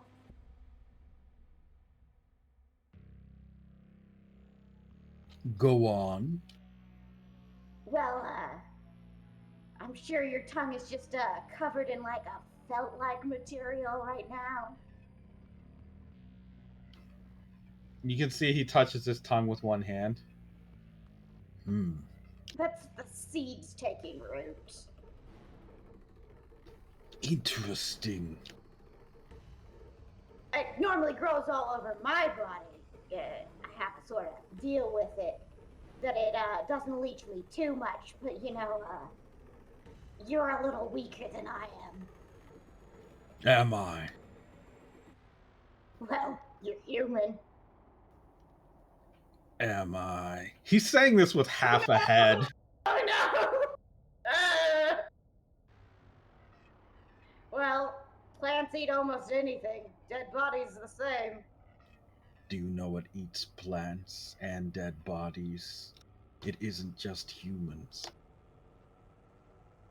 Spores do it too. Oh. He pulls off the top half of his head and leans back as a cloud emits from the neck wound, the gaping head wound of him.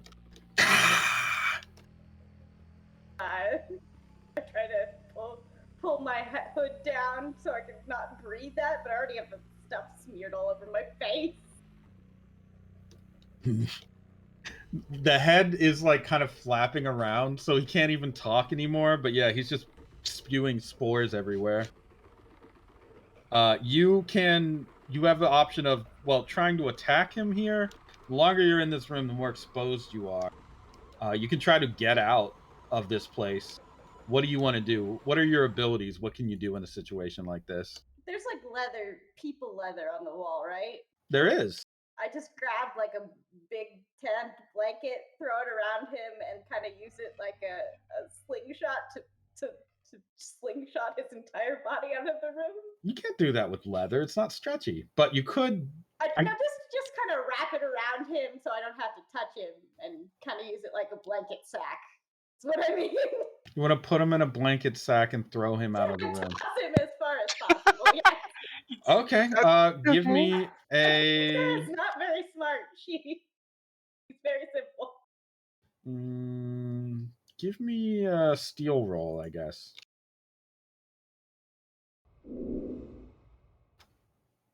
Okay. Well,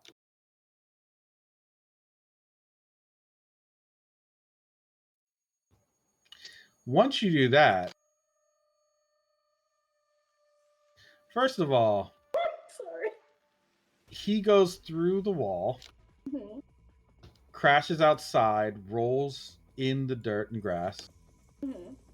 um, and you hear outrage and screams from the outside of like the lodge, and you hear feet moving, and you are in an enclosed space, still with spores, and now it seems people are trying to get into where you are. You can hear banging on the door.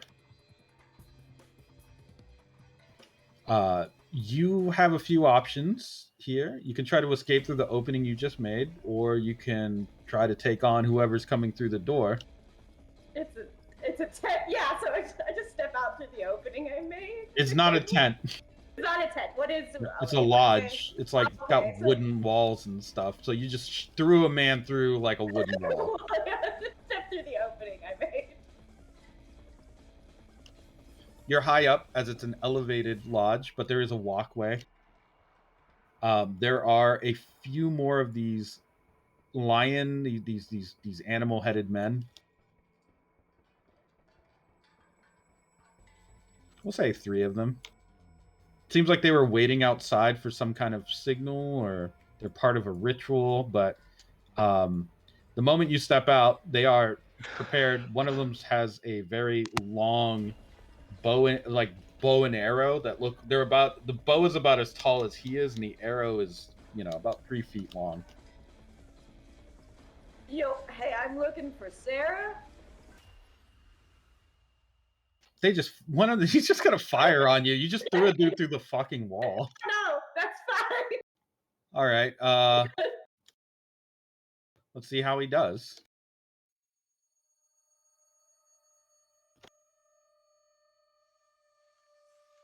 No, she doesn't understand how deep she's in. That's the problem. The 4. Go ahead and give me a, I guess, steel roll again.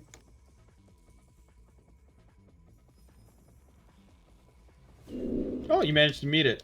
This arrow is massive, and the force behind it is quite strong. How do you respond to this shot? As it's like an even roll, she doesn't. It just hits her armor, but her armor suddenly grows out like almost like a fluffy bush to catch the arrow, and like it's spongy. Okay. Kind of like it sinks into the spongy part and kind of takes the shock absorption. She kind of goes oof, but it doesn't pierce the armor. Okay. So, but there is just a giant arrow stuck in her now permanently. It seems like the others are drawing cleavers, more or less, from their robes and preparing to advance. You have the option of trying to flee from this very high up lodge, this ledge. You could probably make the jump if you had to. I think you're superhuman. It is very high up, and it is in the mountains. Yeah. If I look around, where's the other lodge? Like, where is the biggest lodge? I guess. There's one pretty far off, away from the one that you're in. That looks like it's like the Grand Lodge, and then there's like a few other just kind of like peppered throughout the skyline. Is that where they took Sarah? You aren't sure. You'd have to ask. No, is that where I would assume they took Sarah? Because you're so new and don't know kind of the. Yeah, I'm just gonna assume that and start like making my way, like vine whipping my way across toward that lodge. Since they're high up, can other people see what's going on since they're outside now? Yes, at this point, when a giant person in armor is vine whipping across a bunch of lodges, yes, you'd be able to see them. Father John doesn't seem to notice, but yeah, you surely could. And Mr. Worldwide, you probably would notice that as well. Alright, what is Nordwind doing though? Is he responding in any way to that? Nordwind seems to not be there precisely at the moment, or not amongst you. He was kind of like taken away by his guard. But you can tell that if your mind is on the mission, then yes, seeing this person like break out, cause a bunch of trouble, vine whip around, it's probably going to jeopardize that and probably raise some alarms. Yes. What do you want to do? And he's gonna start climbing up there. Climbing up one of these large lodge structures. Yeah, to get to where those four people are having a fight. Well, they're not having a fight now. She's trying to like leave. She's basically. It sounds like Lyra's trying to Spider-Man away. I'm not trying to Spider-Man away so much as fight through everyone and get to Sarah. So if they get in my way, there's going to be a fight. Okay. Yeah. Well, they'll likely stop or try to stop you, but at this point, I think you've like demonstrated that you're pretty physically capable, and these guys, even though they're fighting on their home turf, like they seem to be older. Their reflexes aren't as sharp, so you vine whipping through them is not a problem. Okay. If you're trying to get to the big lodge, you can do so, basically unimpeded by most rational regard. If there is a fire to jump over, I will jump over that as well. There's no fire. I was promised a bonfire to jump over. Enya's gonna shout out in, I guess, Mongolian? No, what was the language? It's Kyakten. Well, she's gonna ask if anything's going on up there. Just to see what their response is. They proceed to fire arrows down at you. You've broken an important rule of etiquette by asking them things like that. Oh no. So a rain of giant arrows is coming towards you at a +2. What is it that you... go ahead and give me a... Oh. Okay, you take 1 stress. It's not a big deal. It's just like pretty much like maybe a giant arrow like scrapes by you, or you manage to shield yourself from this incoming hail of very long arrows.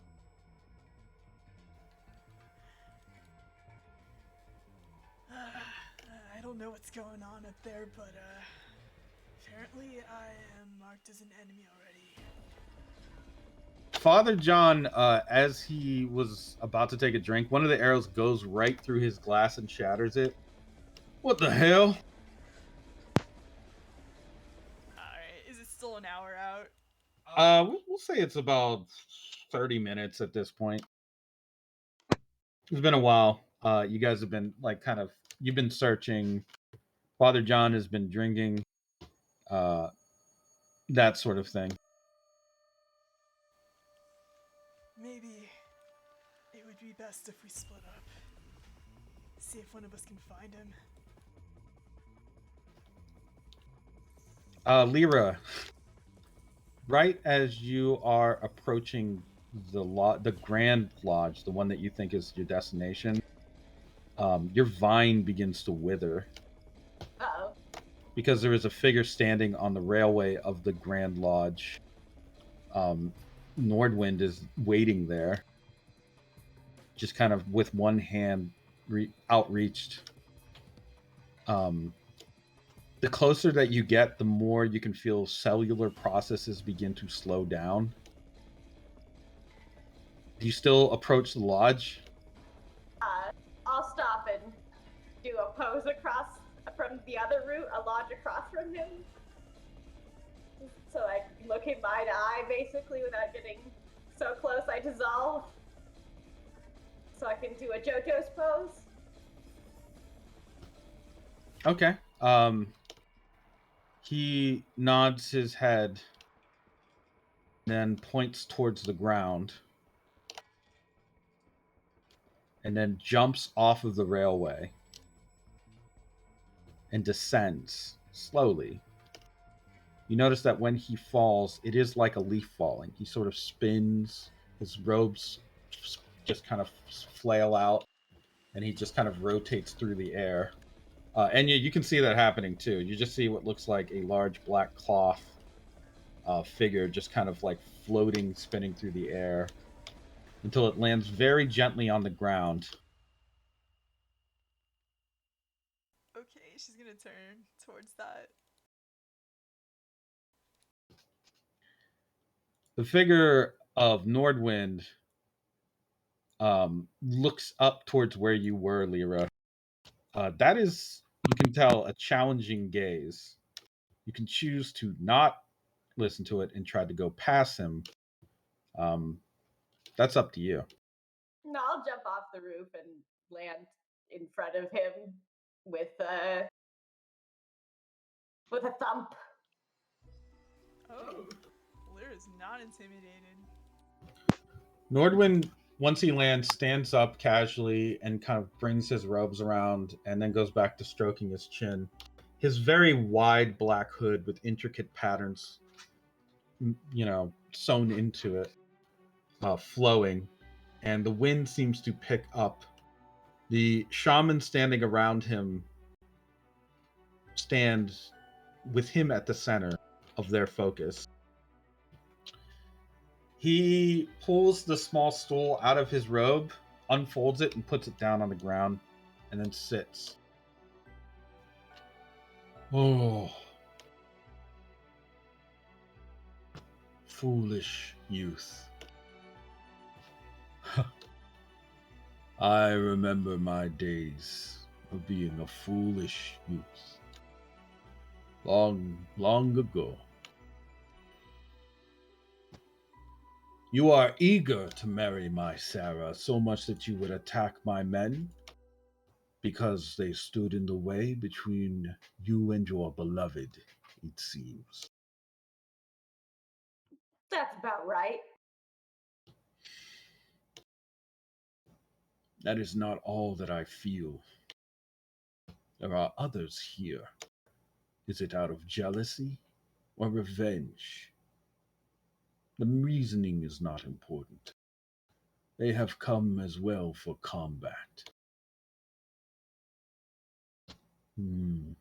This seems good for me.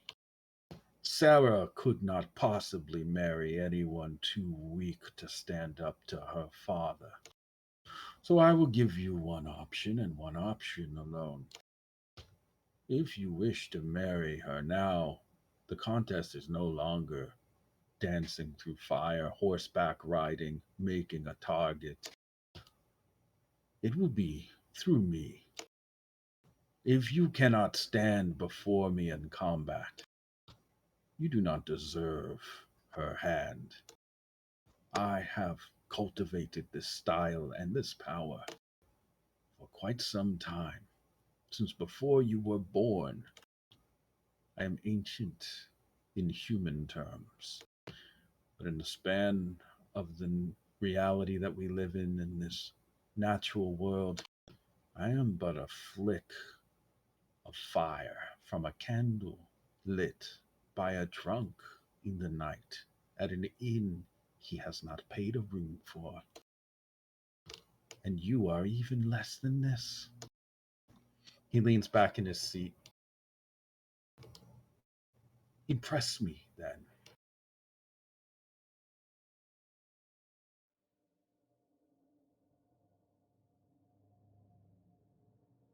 He waits for you to impress him.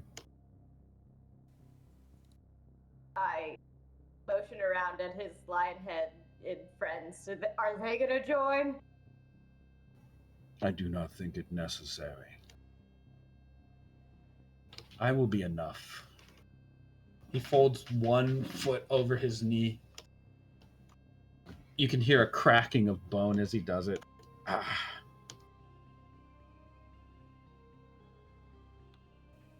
he's looking over towards Father John. Father John looks towards you and, what the hell's going on here?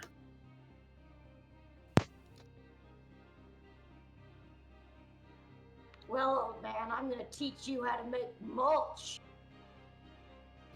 Indeed. He smirks. I think your hesitation speaks to a greater truth, however. You know you are to die if you challenge me, do you not? You can feel it in your very genetics. They say live, run, capitulate. Whatever it takes, but let every cell have its say in the great democracy that is you. Listen to their votes. Live. But if you fight me, then you are the tyrant of all life within you, commanding them to die for your foolish pride. Walk away. Listen to the majority. I thought this was supposed to be some sort of joyous occasion. Yeah, this doesn't fucking seem like much of a party anymore. Starting to think the host doesn't have the best of intentions. Or we're just following their own rules.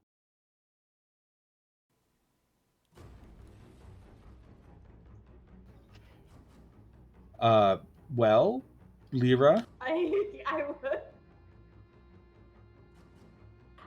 will take one of the packages on my belt and run toward him with it. This will not go well. okay. Do you want to use one of the packages, you said? Yeah, it's full of like bone meal and mulch, and I'm just gonna stuff it in his face. Okay. Okay. You can see him, he now has a sword that's sort of leaned back behind one of his sleeves. It looks like a very slender blade with metallic leaves growing out of it.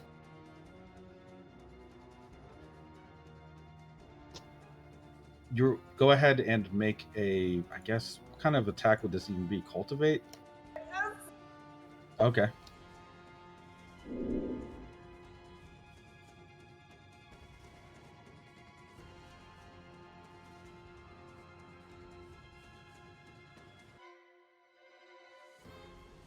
Okay. With the 2, you manage to get close enough to put this packet of mulch towards his face. He doesn't seem to move or respond at all when you do it. You inflict 2 stress. I yell, "Eat this," and try to like push him and his old body back into the ground. Okay. Like just kind of slam it. He does fall off of his chair. He is pushed into the ground. And he doesn't move. He just stops moving. I slowly lift up my hand. Is he even under there? Oh, he is. He's just staring at you. Yeah, any good?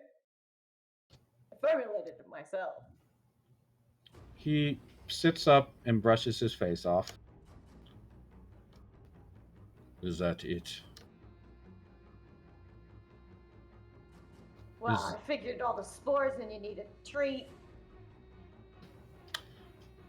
He goes to stand up very slowly. You could stop him from standing if you want. He is very old, though, so it's taking him a second. Oh. Actually, Anya's gonna show up and give him a hard time to, you know. Oh, you can't get to him. Like, Oh, no. there are shamans in the way if you were to try. You can see them all around. They're just not attacking Lyra right now. Ah, so, okay, I see. Never mind. Nordwind gets up, brushes himself off. I'm assuming you don't try to stop him? She feels a little bad about bullying her future father-in-law. Go ahead. But she does, I guess she'll kind of try to push him back down. Push him down. Yeah. Okay, go for I guess, steel Like- roll.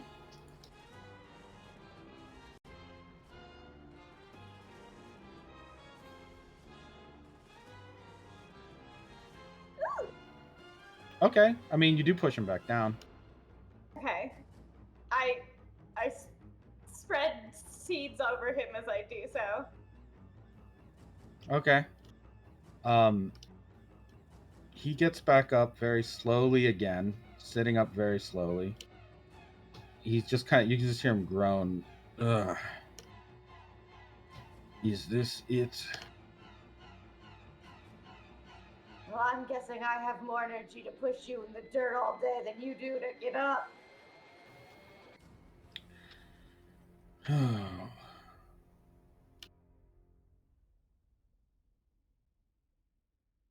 He's going to invoke 4 times. Oh no! He's going to invoke that he's Valentine Clan, Mhm. that he is using Rippling Winter Vulture to rise as he's doing it, that he is an elite guard and his technique is flawless, and that his motto, "This too will pass," means that he's done with this exchange. You can see him look like he's about to get up like he did before, but then he just plants his hand into the ground, twists his body, rockets his feet through the air into your chin, and fires upwards with momentous force. This is not the same body as you were just dealing with, pushing down and treating casually. This is like being hit by an actual storm level force. So that turns his 3 into an 11.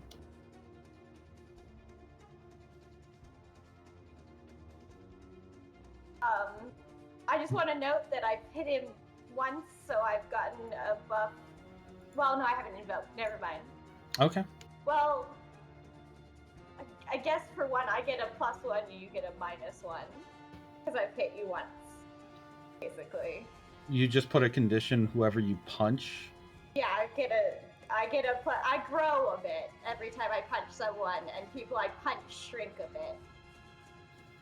Okay. Then Yeah. it's a 10 versus what? Oh, well, I haven't rolled yet. Because it's the Oh. triple roll, right? Sure. So- You'd probably be rolling steel for this, I guess. So So 2. 2. Mhm. So you take 9 stress. Like you don't have enough boxes for that. I do not, though I am a skull mermaid. You are. Um, You can invoke if you'd like. You have your fate point pool. yes, I'll invoke. Okay. I'll invoke that, my overgrowth armor, which I just used to get bigger, that I'm Green Witch, which will give me another +1. So, I'm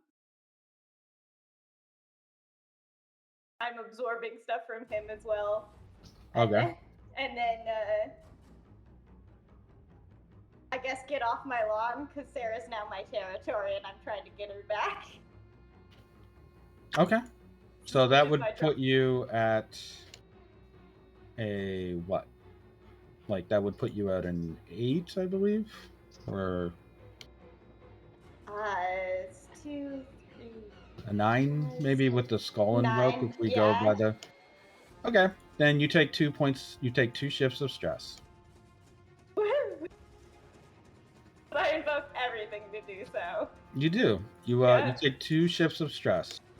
He dusts himself off once he's up off of the ground. He doesn't knock you out exactly, but he does put some hurt on you. He draws one of the leaves from his sword and just plucks it, and then turns to face you with the sword still tucked behind his back. I should ask a question before I kill you. It's important to know. Did you come here to steal Sarah? Did you come to humiliate my name and reputation? Or what was it exactly that motivated you to kill yourself here?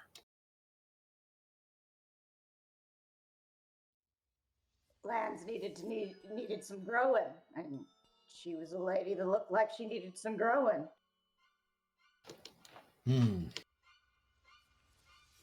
Perhaps. You feel something happening to you. No, it's not even subtle. You have a huge slash through your torso, right where he kicked along the line of. Yeah. It's a moderate consequence.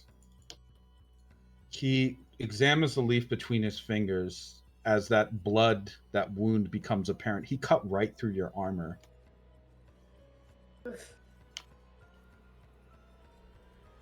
Because he has a +1 weapon, basically. And because he's in possession of at least one leaf, he goes right through your stress. So you can forget that you had the 2 marked off. You just have a straight up cut torso now. Okay.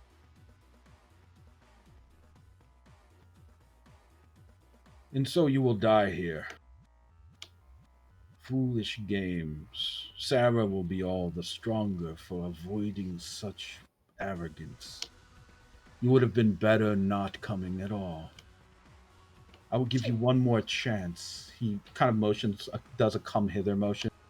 Do your best now, before you die. I cough up a little blood, and I say,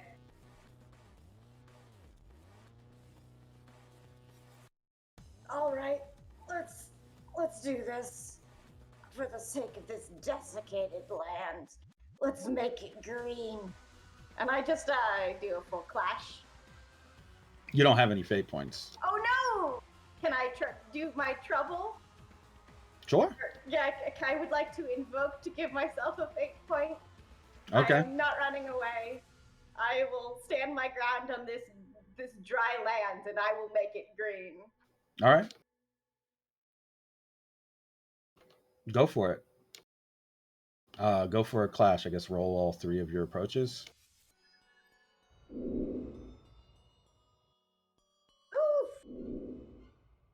Alrighty. I mean, Oh, I didn't know you could pick up the dice.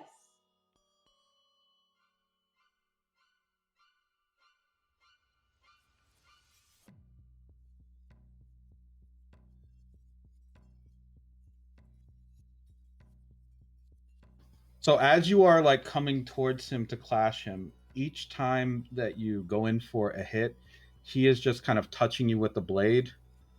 And you see another leaf grow on its spine before finally he just kind of gently puts a hand on your shoulder and just places you down on the ground as if he were putting you to sleep. You now have the consequence that you are basically filleted. Every blade pass through you was with no resistance because your cells were just being killed before they made contact with the blade itself. He just kind of gently puts you down. You are on the verge of death right now, very easily, even as a merman.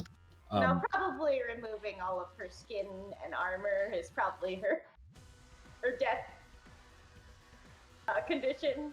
So that only makes sense. There is a chance, perhaps, that Lyra could live, but it depends on you, Enya, and Mr. Worldwide, as you are the players here. Is there anything you can do or feel like you want to say to stop her from just getting executed? Which, Yeah, obviously. And he's gonna step in between them. well, Mr. Obviously. Worldwide, you're also you're an etiquette guy. How do you feel? This is totally completely against even remote senses of etiquette for any party. The host can set a lot of rules, but generally speaking, the guests are here for a good time. Well, to cite rules of other cultures, however, a duel is something generally given and accepted, and Lyra did accept the offer of a duel. and it is a warrior culture. So relativism That's on this case, like, can you say that your sense of etiquette for how a party should be run overrules someone else's sense of etiquette? Because if you did say that, and Father John's rambling about the Bible and being able to go around preaching kind of like doesn't kind of works a little. It kind of makes sense. He takes God with him, you take your party rules with you. So it's a question of, what do you go with? Your morals on this one? Um, or do you respect what Nordwind is, which is from a warrior culture?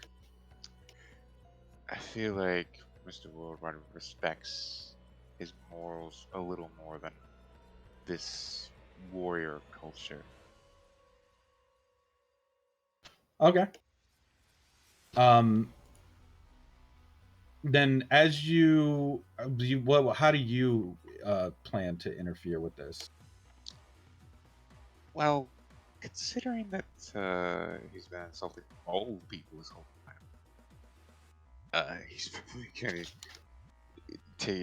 just going to be like, well, the real question is, what would a scandal be to kind of that Nordwind would even really feel? I mean, I guess it would have to be something. Um, it's difficult because it's like, how much do you know of the guy? But like, he's old. He's an old man. Seems to have some kind of weird traditional values that he follows. Also seems to be a fighter. Um, you could choose to start a scandal, I suppose. I Yeah, I kind of wanted to do that because I felt like something like that would be appropriate for what he would do. Is just start a whole scandal about how this party is being run and how he's reacting to uh, this kind of thing. Is this with your stunt immaculate dress? Yes, that's why I was thinking about how he insulted both people earlier and kept insisting wear a wig and all this other stuff that was kind of building Oh, up. that wasn't directed at you though. He was directed at the other bald guy. In fact, he hasn't really done anything to you. That's fair. I mean, he potentially could have. If you would want to, I mean, you could compel him, I suppose, if you want to spend a fate point for it, and then he may do it. I feel like I would totally compel him. Yes, I will spend a fate point to compel him to, because I am bald. So, I mean, how do you compel him in this case? Um, I can tell you, his trouble is he's past his prime. Um, that is, it's on his sheet.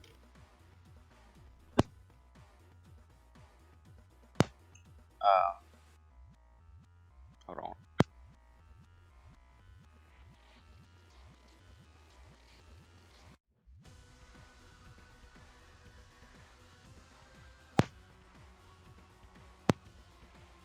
Sorry about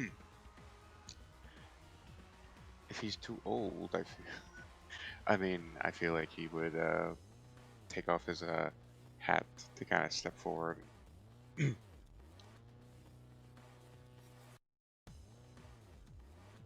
Seems that some traditions around here are a little bit barbaric, uh, and you are getting much, much past your prime. Okay. Um, he is about to, it looks like, just strike Lyra in the throat when he hears someone pretty much just say that his ways are barbaric and that he is past his prime. He stops and looks up. Um, who would dare to speak such words Is it the bald one over there? Yes, that would be me. Hi. Uh, Tell me, is it normal in your culture to host this kind of party and fuck up your party guests? You are not familiar with the Seven Nation Army's way of doing things, are you? This is not a question of what is right or proper, rather a question of what can one exercise, what can one not. What power does one have, and what power does one lack? Those with power are able to say what etiquette truly is. They can be as rude as they wish or as polite as they wish. The more polite they are, the more benevolent they seem. When the president of the world spits in your face, that is much less of a breach of etiquette than someone without a home or legacy or name, because it is the president. And likely someone would even say, "How dare you steal his saliva from him?" But I don't think that you play by those sorts of rules, any of you. He drops Lyra by the he was holding you by the collar, Lyra. He just drops you. This entire thing was a bit of a farce to begin with. I just wanted to see who would step forward and try to throw their hat into the genetic ring that is marrying a very powerful general's daughter. It seems it's brought out quite a few powerful people indeed, though none strong enough.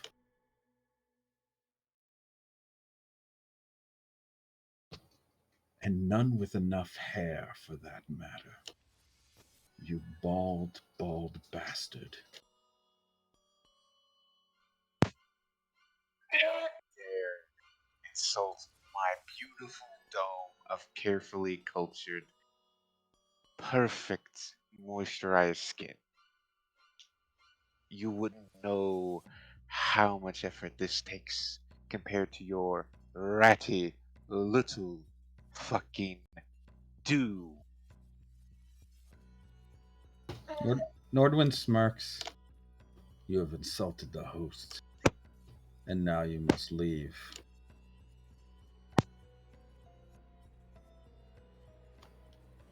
As per the rules of etiquette, Mr. Worldwide, and because you are bound by them, you are a part ghost person. You are Fey aligned, and he has rescinded his invitation to you. How does your spiritual nature dictate what you do next? It's interesting because it also directly insulted. He did call you a bald bastard, it's true. But he only did it after you called him barbaric. True.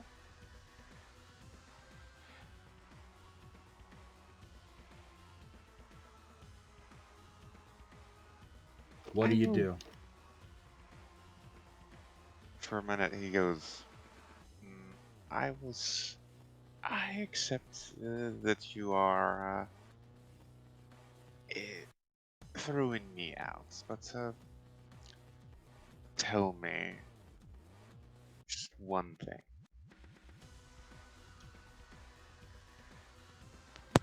Go on.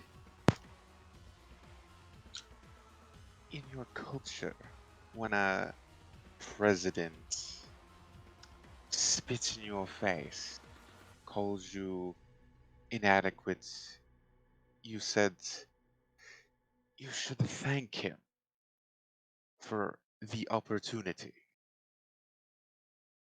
He, Why? he holds up a hand. No, I said no such thing. If a president spits in your face, it is okay to hold rage within your heart and resentment. Those in power are not immune from resentment from those below them. No, they are simply insulated by a wall of force. The same way that I am able to say as I wish, this wall of force is what protects me. This thing keeps me free and clean. Even he kind of brushes off those seeds you put on him earlier. They didn't take root or grow. They are dead actually from contact with him, Lyra.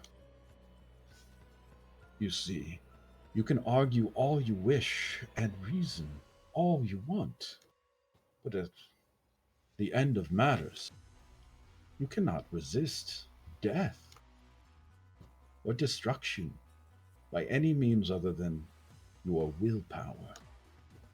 I happen to have cultivated such a thing. To answer your question, you can hate the president of the world all you want, but I dare you to kill him.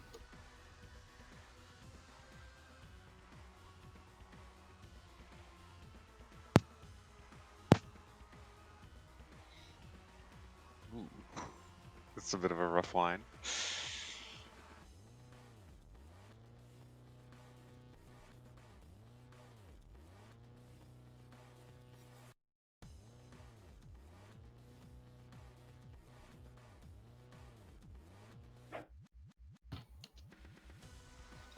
You are. I mean, he's evicted you from the party, but things are still a little jumpy right now. And I'll say at this point, Enya, like you can intercede if you want and try to get in the way of what's happening with Lyra. You have to push your way past these shamans if you want to. Okay, also, what was the last thing he just said? I missed it. He said you can hate the president all you want, but go ahead and try to kill him and see what happens. Ah. Alright, yeah, Enya's gonna, like, muscle past these guys, even though she's still, like, in human form. Give me a breakthrough roll.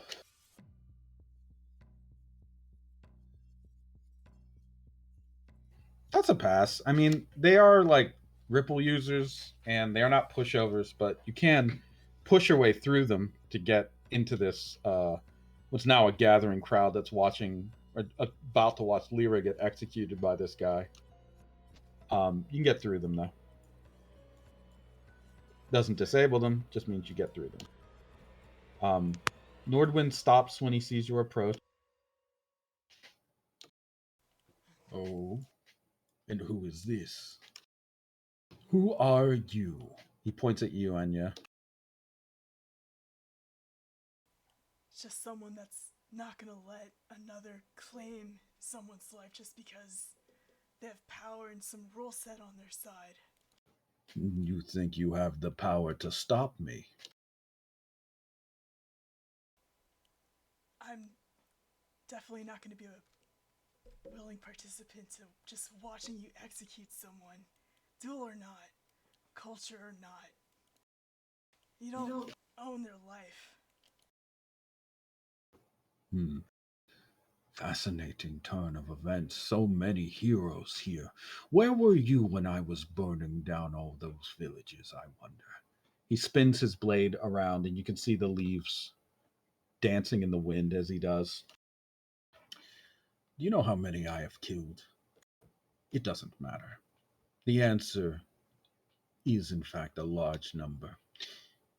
One that is dehumanizing.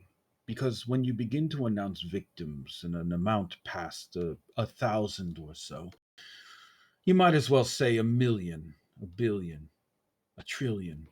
And those numbers are about as easy to imagine as something like 1,001 dead bodies stacked like cordwood. And so, the funny thing is, human attention spans to such matters tend to wane over time. That is to say, your lesson and little moralizing are amusing, but that is all they are. I am Nordwind. I am an elite guard of the President of the Seven Nation Army. And you are. He looks at his sword kind of lovingly, stroking the leaves with his fingertips.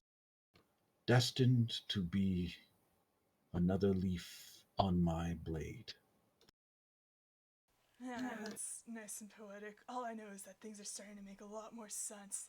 The last time I set foot in a weird feeling place like this, it was in a demon infested corporate den. So yeah, I'm not gonna feel bad about whatever's about to happen here.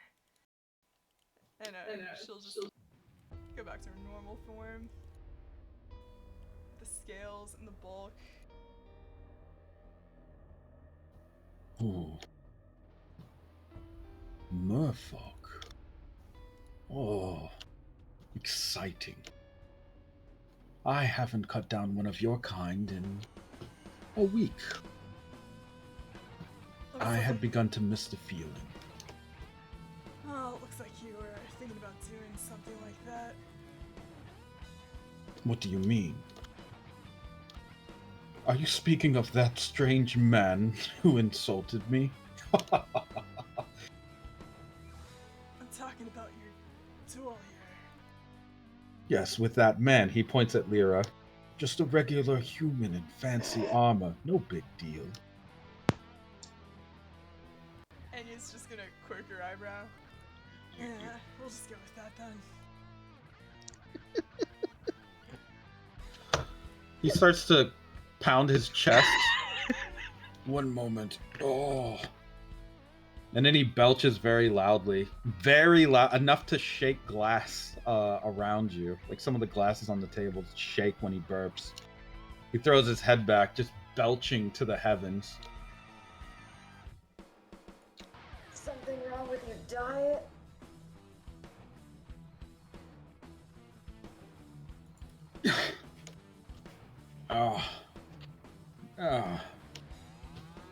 Something like that.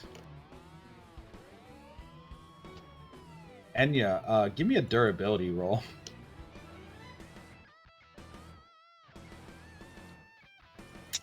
You take 4 stress. You can feel your skin starting to dissolve. Man. His breath is... I grabbed her leg because I'm on the floor, right? Yeah.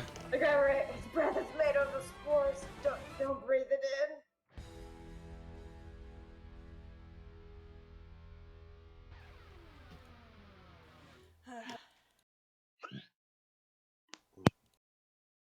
Wait, so the air is covered in like belch spore? I mean, that's what she says. Ah. Wait, so how did she get attacked just now? She just got sliced with his sword. Yeah, I got wrecked with sword power, but also... No, how did Enya get attacked just now? I'm confused now. Oh, I mean, it depends. How do you want to try to interpret it, I guess? How do you want to find out? You cannot determine the nature of the attack simply by looking at it. It'd be difficult for you to tell because you're not Ice Peak. That's fair. Or Mikey, maybe. No, I got a gaze of 1. Go ahead and roll it. So all he did was belch, and I just got like hit. Yep. Kid. Yeah, rip. She has no idea what the fuck just happened. Yeah. Yeah. Can I, as a last move, like, put some of my armor on her? Like, around her mouth? I mean, you could, but that will not stop it. I will tell you flat out that won't stop what's happening. Well, eventually it will wither, but maybe... You could, you know what? I'll let you try to help your friend here that's stepping up to help you with a cultivate roll so you can determine what is happening. The 4, you can determine it. What he did was he belched a bunch of bacteria out of his system, and it is supercharged. That bacteria spread to... it's on your armor too, so part of it is probably getting eaten by this. That bacteria has basically been supercharged to mutate, replicate, overwhelm biological systems. It starts at surface level, and right now it just manifests as parts of your skin or your outer dermis being affected, but The longer it's on you and the more intensified it is, it could very easily infiltrate a person's system and begin to break down their internal organs. This is a biological attack. It's not spores. It's Okay. any living cell, anything that can be supercharged.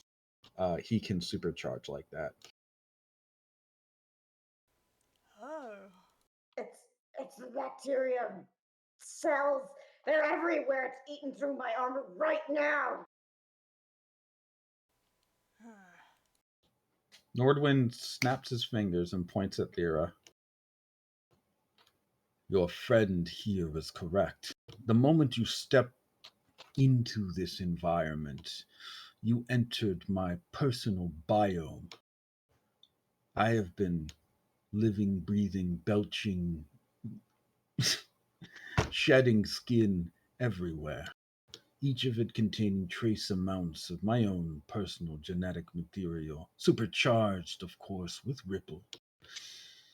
When activated, it can do horrendous things to an entire population if I should so choose. Or in some cases, it may make those with particular allergies sicker than others rather rapidly. I Okay. did draw everyone here for a test of strength, but it was more to see who would be worthy to feed to my growing power and supremacy.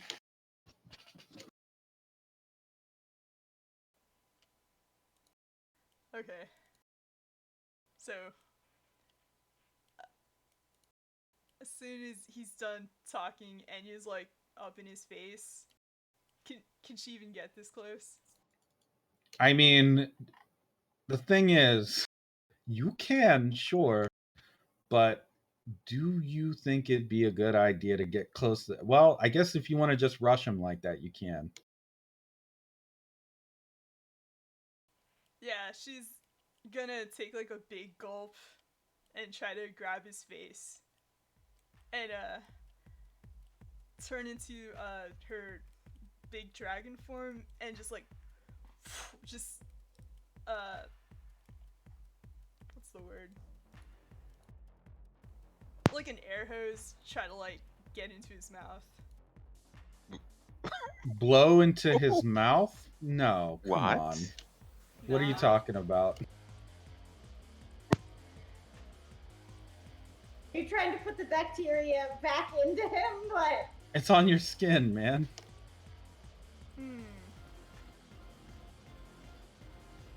Okay. Well, Can I make it here? I'll offer you the same thing that I offered Blue and Ice Beam. The ability for your stand to talk to you. dude. Yes, you do need sanitizer. And Holy Diver, who manifests with water, light trailing from between its fingertips flowing outwards, just commands you to notice it. It speaks in a very regal voice. Witness me. You talk, alright? Kinda busy. What do you think? Sword to the throat? What do we got? It swipes its hand down your arm and then poses with its sword and shield out to defend you. You notice that when it does that, the liquid light actually completely sanitizes and kills the hostile bacteria, causing them to explode off into sparks and embers. It like poses. I will defend your person with this light. Alright, counting on you. So your stand's liquid light will actually kill those supercharged bacteria, is what it's saying. Like it's an overload of photonic energy. It just completely kills the cells, burns them out. So, can Enya like flourish and then like have at the end like a pose where the sword like flings liquid light at Lyra who's on the ground? Oh yeah, totally. Lyra, you still have your consequences, but The liquid light that comes from this stand, it seems to drip off the edge of the blade and even pour out through the armor. It does cleanse off that hostile bacteria and those spores from earlier. All of it just kind of melts and dissolves away, washed away by this light. You get some very happy plant algae growing off of her, rejuvenated. Thanks for the tip. Nordwind is just leaning back. He seems very fascinated by what's happening. Lyra puts her hands to Enya's back. I'd like to I start like rubbing mud on her and just, I want to buff her basically.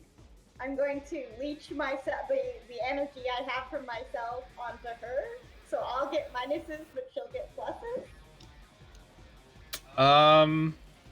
Okay. You can enhance her form with this armor. Double armor. Actually, she grows bigger. Like, she physically grows. So she's in dragon form. And I kaiju her to an even bigger dragon form. She's not a dragon, but I guess. Oh, didn't you mention? Oh, no, right. Yeah, I that got. Yeah. But you know, that doesn't matter. You're a large woman in armor, and now you're an even larger woman in armor. Okay. Mr. Worldwide. As you can feel some kind of almost compulsion to leave this place. Well,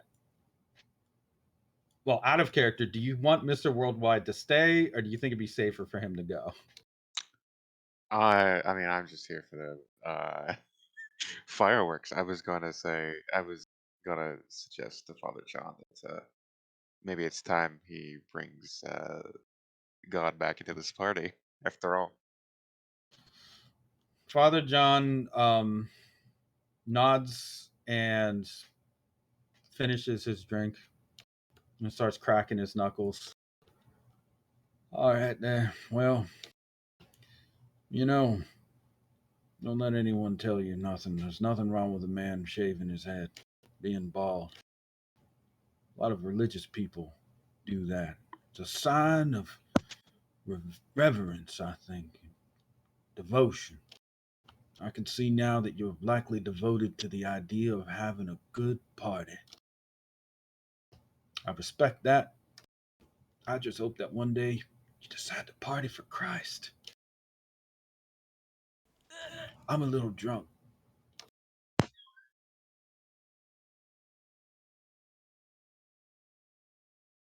a little drink now and again doesn't always.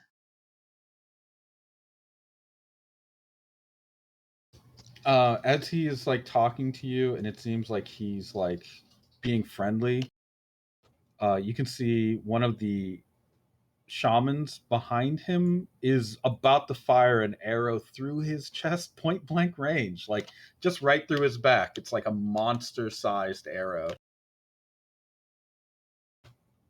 Well, I should be going then and getting involved in this. He doesn't, Father John does not seem to notice that. Okay. Sheesh. That ain't fucking. That ain't cool. I don't know what to do about it, but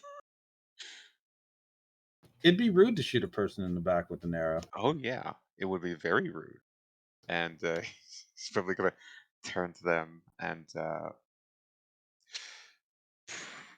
hmm, are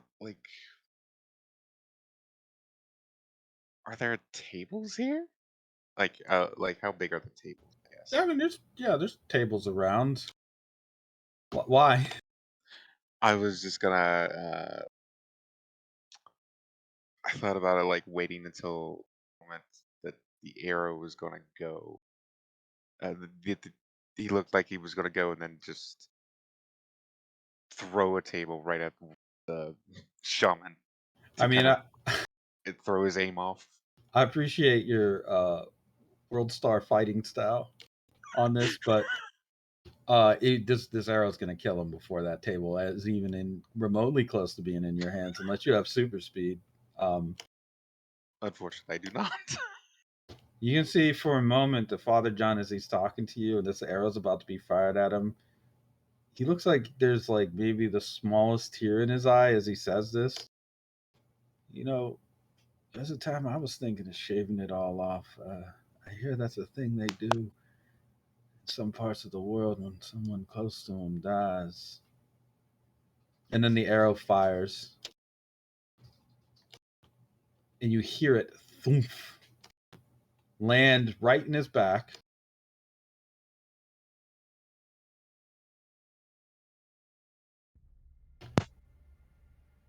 But you don't see him move.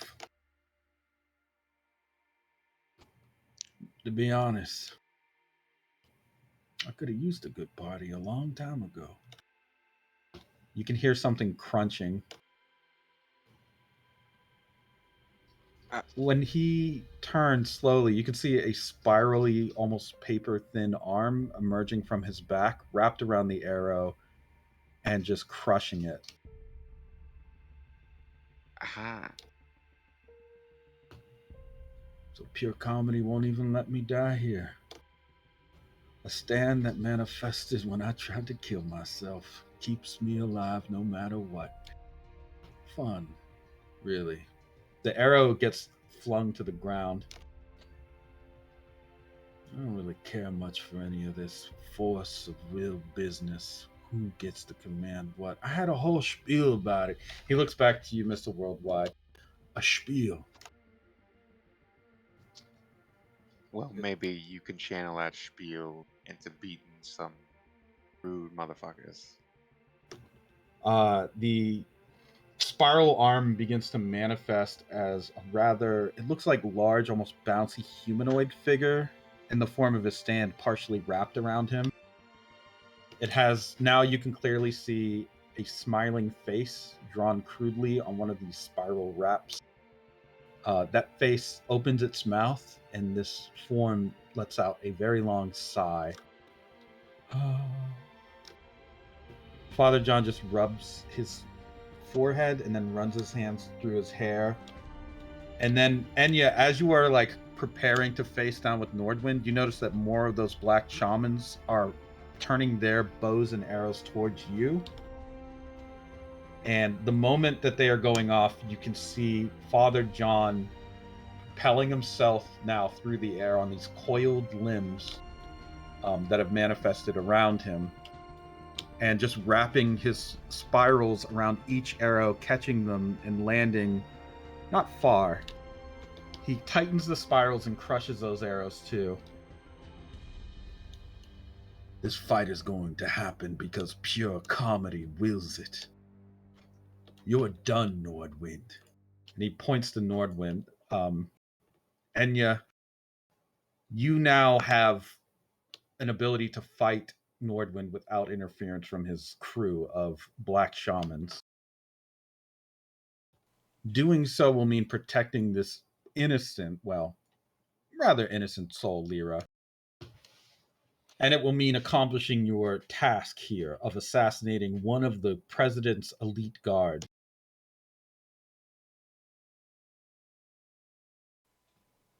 You have the backing of party etiquette to do so, supposedly.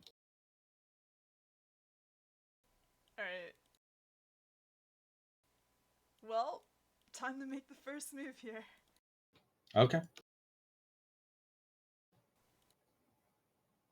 You know what? I'm just gonna start this off with a clash. And just gonna, like, charge him with the sword out and just, like, you know, Holy Diver! And then, you know, stab motions. Not unlike Silver Chariot, I guess. Okay. Go for a clash.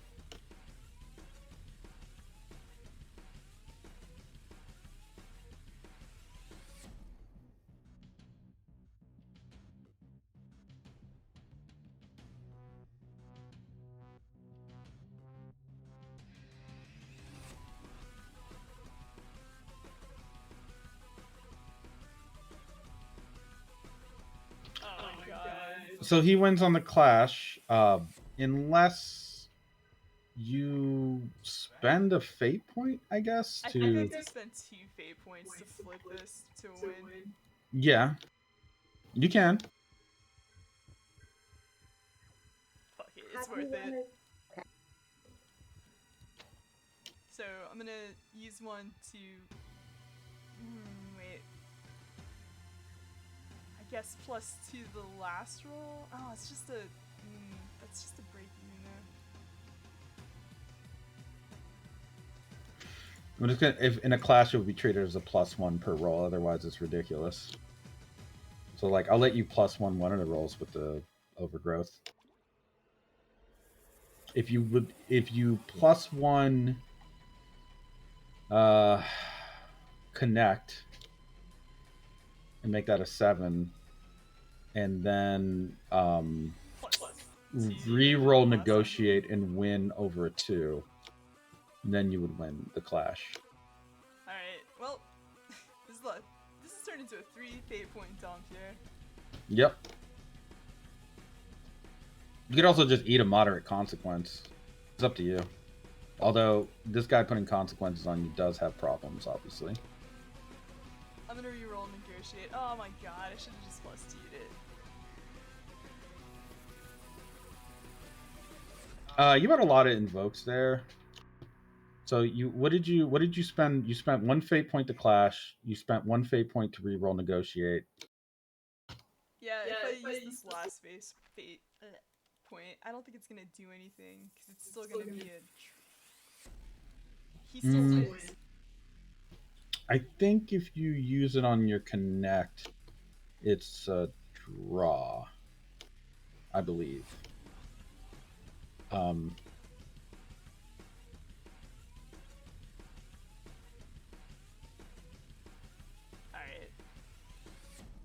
God, that just doesn't seem like a good move.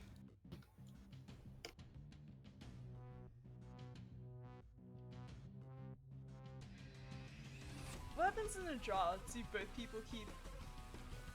I think in a draw you get your fate point back. I want to say. Okay, fuck it, that's worth it.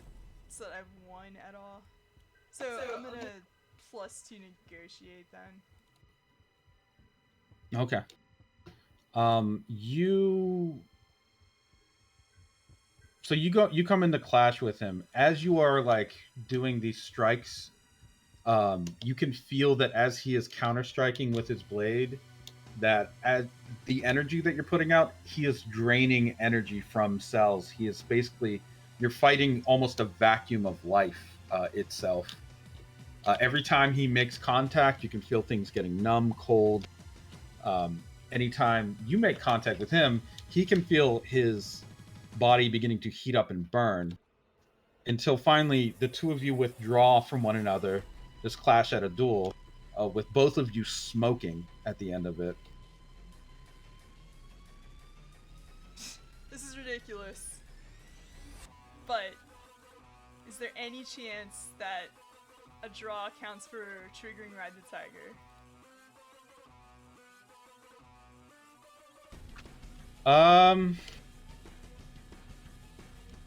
You know what? You spend so many fate points, I'd be an asshole to say no. So yes, go ahead and clash again. So you're now supercharged from this impact, from the thrill of the fight. Like, go ahead, yeah. Give me some rolls. 4, 3, 4. I have a feeling this is still gonna be a loss. Gonna get this consequence. 5. Oh no. 1. So this last roll is what it comes down to. Yeah. Oh boy, he doesn't have a whole lot of low parameters, so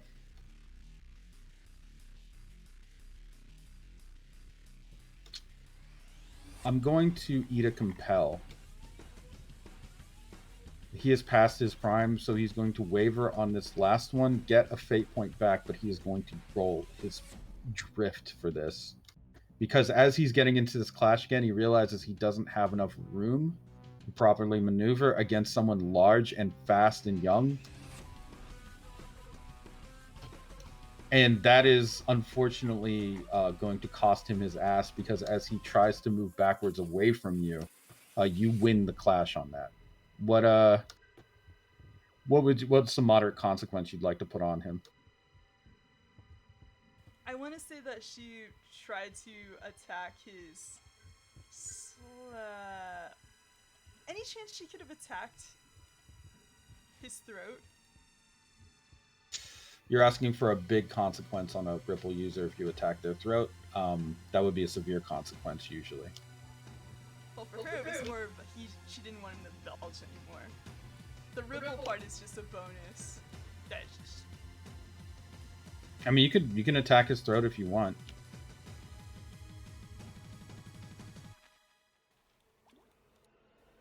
Yeah, man. Fencer poked that throat. Okay, he leaves the clash. Both of you smoking again. This time, though, you were able to like land maybe an elbow, or your stand could have punched him in the throat or something, or you could have even hit him in the throat with your shield. You know, like just the edge of it. Either way, that jab is enough to cause him to grab his throat after this second clash and wheeze a bit. He is an old man. He is going to draw a leaf from his blade and crush it in his hand, and then lean down almost as if he's sitting again, but there's no stool beneath him this time, and then act like he is taking a break. He is going to spend 2 fate points. Well, he's going to spend first you have to roll. What would you do if he just does that? It looks like he's trying to work out a technique or some kind of advantage that he's creating. He's just sitting down? Yes.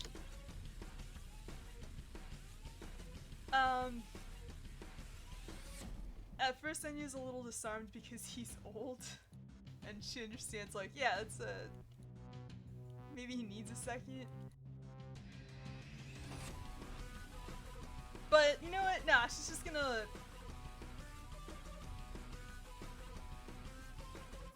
strike him with the shield so that he maybe falls over instead. Okay. Hey, where's all that talk about power or whatever?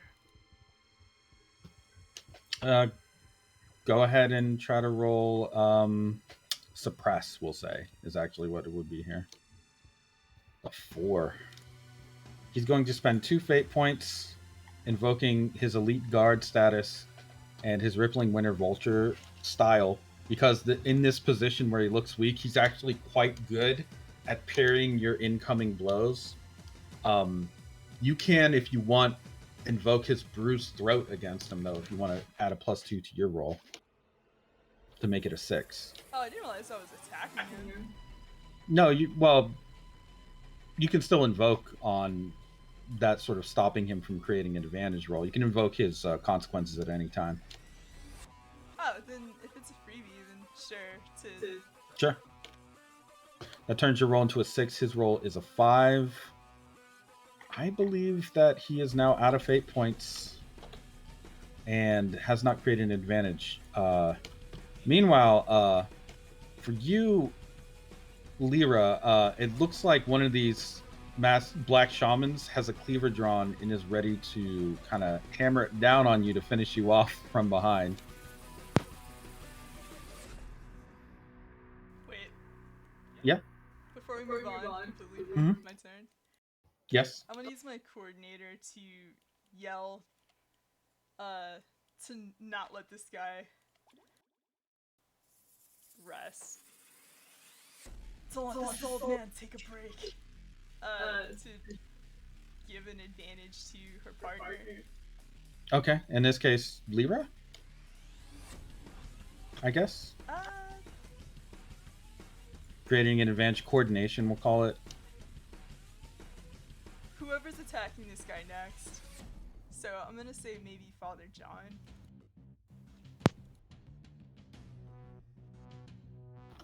Cause she looks like she's about to attack not this guy. Okay. All right, you've created an advantage as per coordinator. This guy is trying to chop towards you, Lyra. I'm guessing a zero is not going to make it. Go ahead and give me a steal roll anyway. In the event, freak chance that you, with your -1, don't. Oh, Yeah, I do you have a su- -1, yeah. you succeed with style on that. So as he is trying to chop into you, he accidentally like kind of stumbles, and some of that solve that he had on his belt in the fight like spills out, and we'll say some of the mineral nutrition levels in that salve do reinvigorate your armor, giving you a +2 on your next roll, a boost because you succeeded with style. Oh, okay. Woohoo!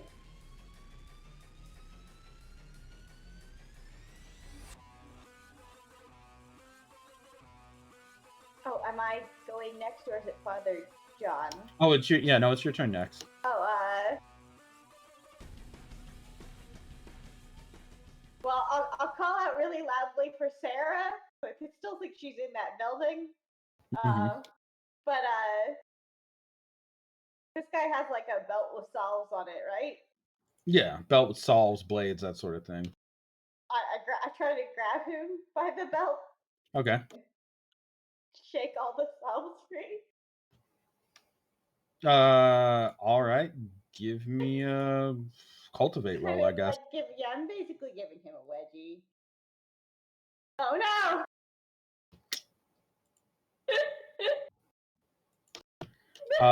Do you want to? Well, you have a +2 you can invoke, and do you have any fate points left? I don't have any fate points left. Ooh. Okay. In that case, trying to shake those, I guess, salves from him. Also is going to let's see. I'm gonna say that I guess in this case, it seems like you're now in a worse position, and he's about to cleave like right to your head because he's like pulled into you, and he's like dangerously close to just like chopping right through your head, like vertically. Is there any chance Anya can just intercept that? No, you're way too. If you turn away from Nordwind, you're dead. Like I guarantee it. You're not gonna live like turning your back on this guy. He will absolutely annihilate you. So I guess I'll make a compel out of it if you want. If you want to compel yourself to do that, it's just that Nordwind will have a boost on you when he attacks you because you turned your back on him. Can I use up my turn right now to make a advantage roll for her? No, you already did that. You already took your action, or your turn. So Yeah. you can wait for your turn. It's fine. We just Father John and Mister Worldwide. I mean, it's just got to come back around to you. Okay, she's my +2 with the team coordination. She could invoke that team coordination, I suppose. She wouldn't win necessarily. No, I guess she would. If she invokes her success with style and your team coordination thing, then would I throw him toward Norwind to try to get it? Because it's supposed to be a team coordination thing. If I were to invoke both these things, can I mess up? How do I help the team with this? Well, not dying is a big one because otherwise Anya's going to keep like focusing to try and keep you alive. I don't want her to do that. No. So, I mean, that's a big thing. But I will say that really what happens ultimately, well after all of the like chopping, and Enya, you're like, I guess, trying to turn your attention towards like what's happening with Lyra, and probably I don't know what's Mr. Worldwide doing right now. Drinking, chilling. Chilling.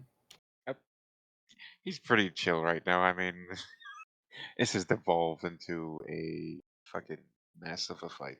It seems like it's not even party time anymore. So it's just wait, what? Yeah, it's just he doesn't even know where to begin with this. All right.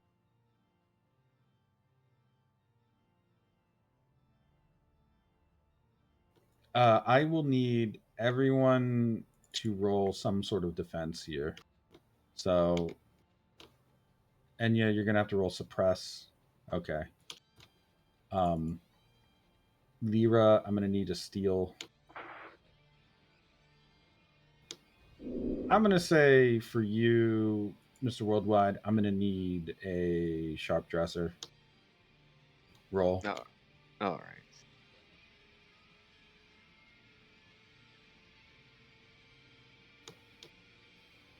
Okay.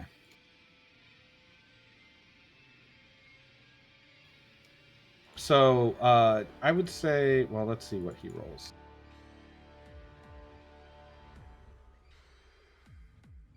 A 2, not bad. Mr. Worldwide, you take 1 physical stress. You're fine. Just 1 stress, but you can feel like some of your cells in your body are beginning to die and wither. For you, manifest maybe as like bruises begin to appear below the skin. Oh, that's unpleasant. Yeah, it's not great, but everyone is still alive. You can feel, however, that there is an ominous wind beginning to blow through this area.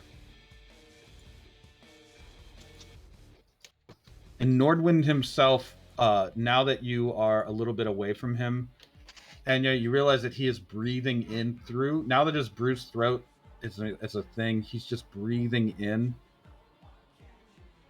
exercising his breathing system, and that alone is causing people to be affected by his anti-ripple.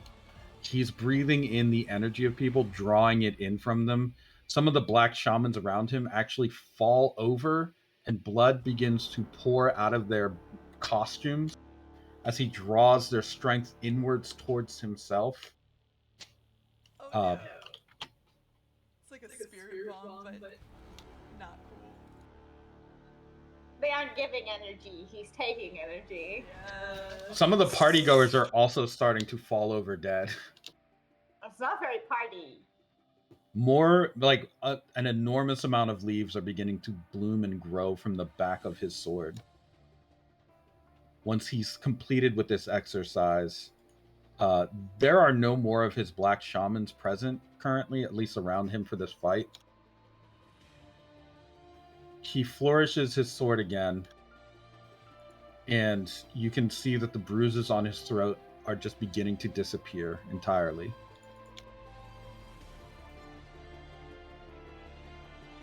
So he grew leaves on his sword? Yes, and he's regenerating. He doesn't look like he's even been in a fight yet right now. He just like casually brushes his hands against the leaves and then looks at you, Enya. You. He points his sword at you. I demand to see more of that light. In fact, I want it for myself. With a power like that, my ripple would be unbeatable. I'm going to pry it out of your dead body. Did you just take all these lives? All this life energy? What the hell did you just... He eats people, man! I am Nordwind, elite guard of President Valentine, master of Black Ripple. He gets down in a much stronger pose than you've seen him do before, more flexing. Now what looked like what was just formerly an old man's physique looks reinvigorated and far more muscular. Let us do combat. Child of the sea.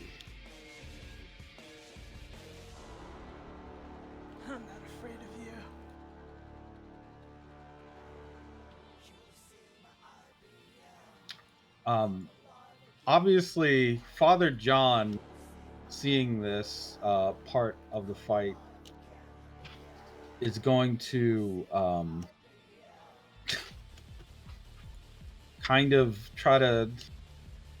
Well, first he's going to see that you're affected, Mr. Worldwide, and he's going to grab you by the collar. You got to get the hell out of here, or help these people leave. Otherwise, they're going to get killed by this psychopath and feed his power. You think you can do that, bud? I think I can manage that. And I mean, he's definitely gonna be. He definitely wants to help the party goers get the fuck out. This seems like it would be a disaster otherwise. All right. He's going to roll to try and create an advantage for you right now to help you to do that. So let's see if he can do it. Passive difficulty 3. We'll say it's not. Oof. Ooh, oh my god. Get it? He's going to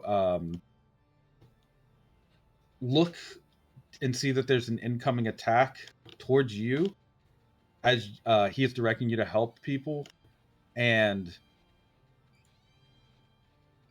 basically throw his stand in the way so that it blocks for you instead of him. When he redirects the attack like this, it causes him to take stress. Let's see just how much. Because the black shamans around this guy were taken out doesn't mean everyone at the group or this group event is. So see how much stress he takes for this. He takes 2 physical stress. So you can actually see that spiral bound stand form whip out, like keep that arrow from touching you, and it redirects it right into Father John's shoulder. So basically he directed the attack towards himself and then shoves you away so that you don't take any further arrows. His stand is already pulling the arrow out of his shoulder, but what he did just now was basically like he took a bullet for you, more or less. Go! Hurry up now! You have a +2 on evacuating party goers. All right, he's going to go ahead and try to get people out. Kind of like just, like, hello, come on, follow me. We're gonna go. Come on, let's exit this party. And as they're kind of corralling people towards the exit, kind of drawing them in, like, come on, party's over, and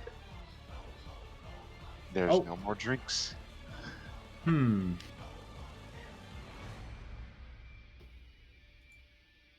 I'll say some of these attacks and insults towards you allow you to. If I can make a suggestion, I guess, to work with your stunt. It would be pretty easy for you to pass a quick rumor around the wolf totem camp to get it to evacuate. What kind of, for a fate point, allow you to do that. Sort of like Immaculate Dress.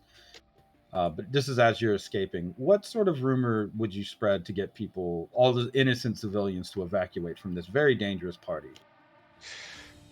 A good scandal.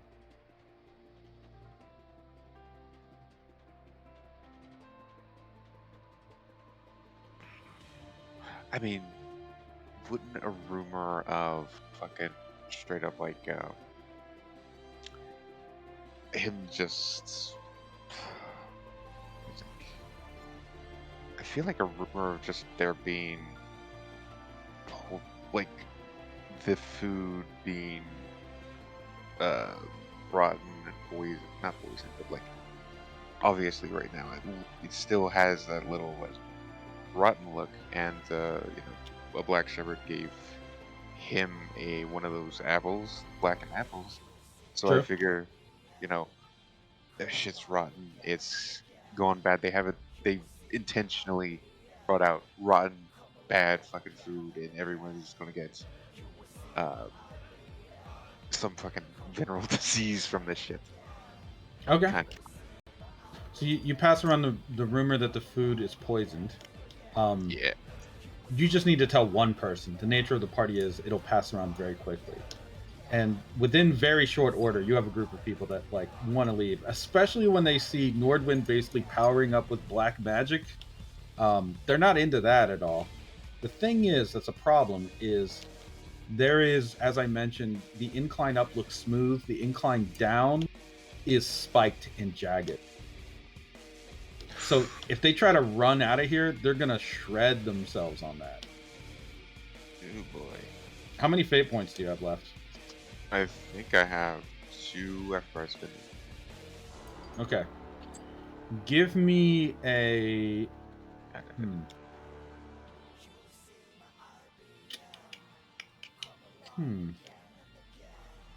know what to roll here. Give me a 1. Passive difficulty of 5, but give me a sharp dresser roll. All right. 1 fate point is all it would take. I'll spend that fate point. And if I can make a recommendation as to how they can get down, based on a prior interaction and question you had, your character would be quick to notice that these people rush out and stampede. They're going to be shred to bits and left to wait on those spiky cliff basically points like a shrike would leave food, and it's likely Nordwind planned that to drain them during any potential fight.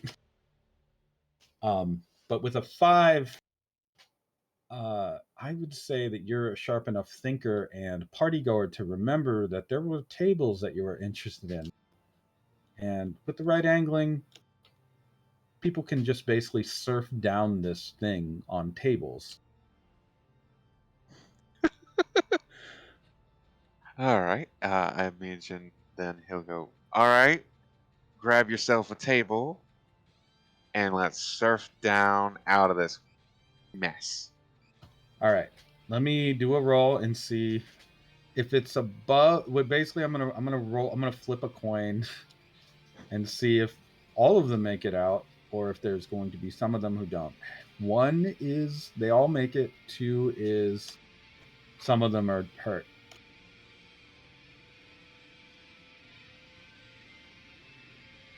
That's a 2.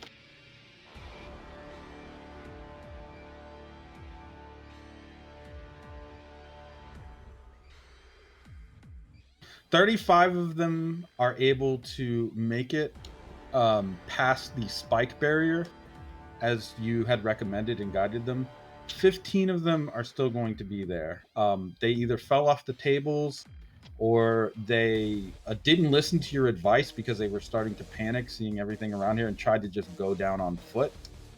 Either way, you have some people here that are stuck, and I guess it depends on how invested you are in making sure they get out of here. Oh, he's very invested. 100%. Okay. We'll get back to your turn in a moment. But before we do that, one of the black shamans, seeing that these people are trying to escape, are going to begin to fire off shots at them to keep them from properly getting out. That's a 4. Yeah, they really do pop out. Well, I did mention there were a lot of like secret entrances. Mr. Worldwide, give me a drink roll. I suppose that seems fair. All right.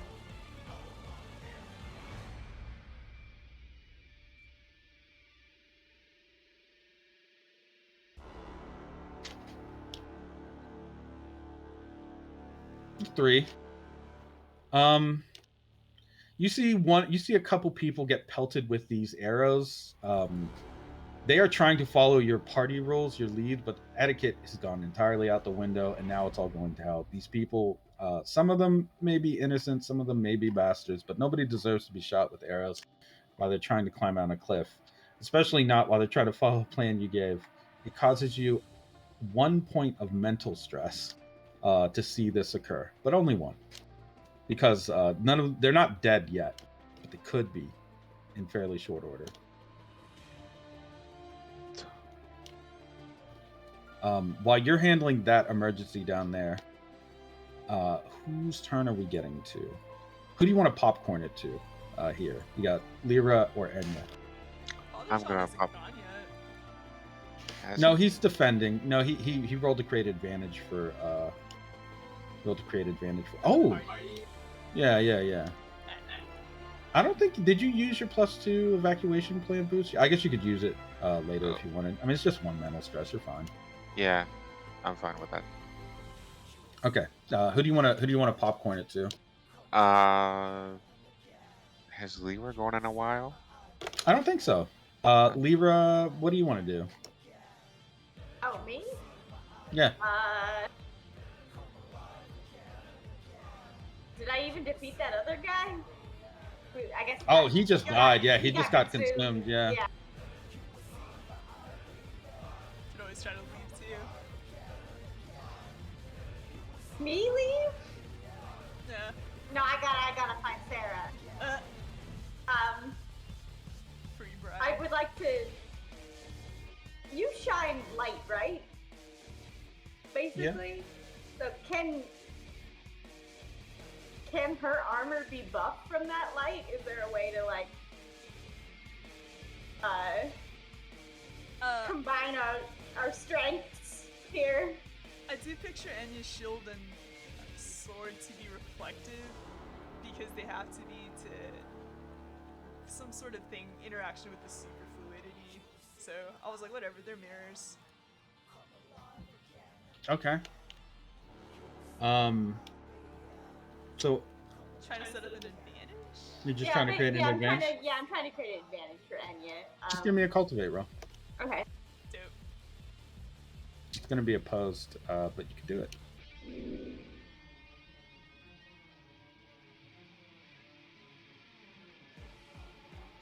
You're trying to super grow her armor? Yeah. Okay. It super grows some of the armor, but it actually begins to spike inward as well. It like curls in some of it. Nordwind, you can see it's using his sword and kind of directing some of the growth, pulling it and curling it inward, giving him a boost instead, basically, no. against Enya. Such are the bitch of the die. Balls. Who do you want to popcorn it to? Enya hasn't gone, right? Enya has not gone. Yeah, me. Unless anyone else is gonna buff her, I'll pop to Enya. Okay. Enya, do you have any fate points left? I got one. Okay. I guess I go. No, it's Nordwind's turn. Ah. He's going to once again take a seat, creating an advantage for himself. That's a 3. Actually, yeah, no, 3 feels fine. Go ahead. What would you like to do? As he tries to create an advantage by taking a very strange pose. Keep him from getting it. Okay. Resting. Give me a suppress roll. The 2. Oh. Will you spend your last fate point, or just let him do it? Oh, it's tempting to. But he already has a +2. Oh man, actually it'll be a +4 if I don't.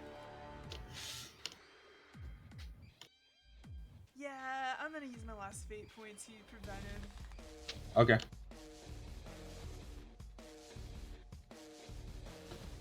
You no longer have fate points, and he is just posing at you. I know he does have that one stunt though, so. What's the pose look like? Just him squatting?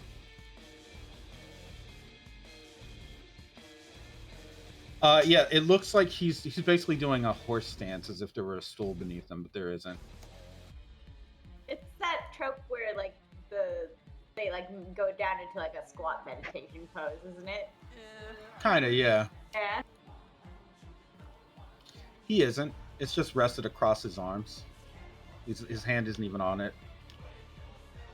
Can, for Enya's move, she attempt to grab it? It's a samurai's blade. Wouldn't be a good idea. You can try to knock it away from him, maybe. Alright, let's do that. She's But you're better off just attacking him, honestly.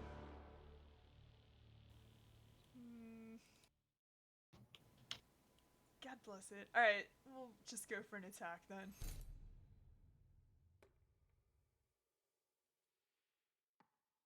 The 3. Can you shine your light through him? Oh my god, he's getting style.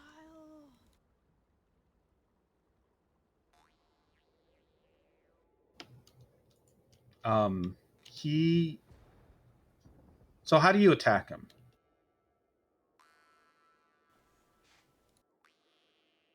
She probably just lunges forward with the sword. Okay.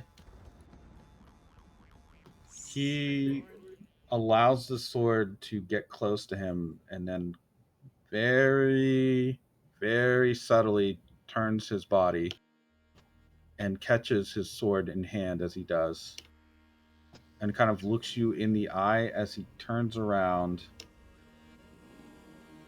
and see how he does. Oh shit.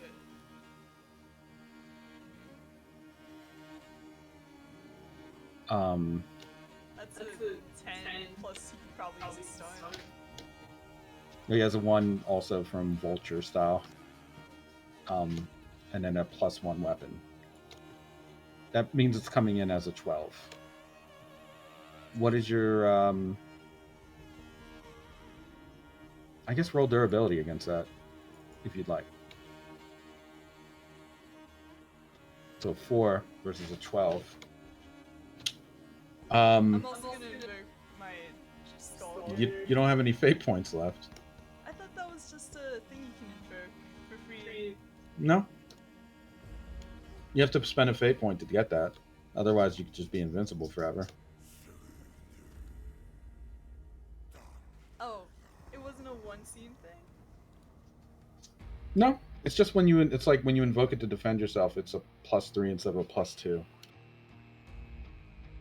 Well, how's he attacking, I guess? He's running his sword along you, but it's not quite like a. I mean, even if I know your status is you're immune to cutting, but this isn't exactly a cutting attack either. It's like a ripple attack more than anything. The blade itself might not even be sharp, like physically. It's just that when it makes contact, it's transferring his energy through it. So, I don't know. How would you? What do you? You have a 4 versus a 12, basically. Alright, so my damage is 8. So you could do a 5 and mark off a moderate consequence, I guess. why not a 4 and a moderate? You could do a 4 and a moderate, yeah. Alright, what's the condition? Withering flesh. Because he has a stunt Ravages of Age, the supercharged ripple bacteria are kind of beginning to eat through you. You could use your liquid light to cleanse that off, but it would take an action of yours to do that for you or anyone else. That would clear that stunt from occurring, but it would also obviously require you to turn your focus towards it. Nah, man, it's suicidal time, because he's just gonna apply it again.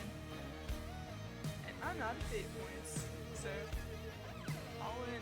Gotta take a compel then, huh? Crusader's mentality. All in. Okay, I'll give you a compel. You took a pretty heavy slice. It's on some of that armor. You can remove the overgrowth bonus that you got, tearing off a part of your armor in your outer exterior to rid yourself of this bacteria before it gets even further into your body. You'll get a fate point back, but you will no longer have overgrowth, and you will be down your armor rating, but it doesn't really matter much here. Okay. Okay.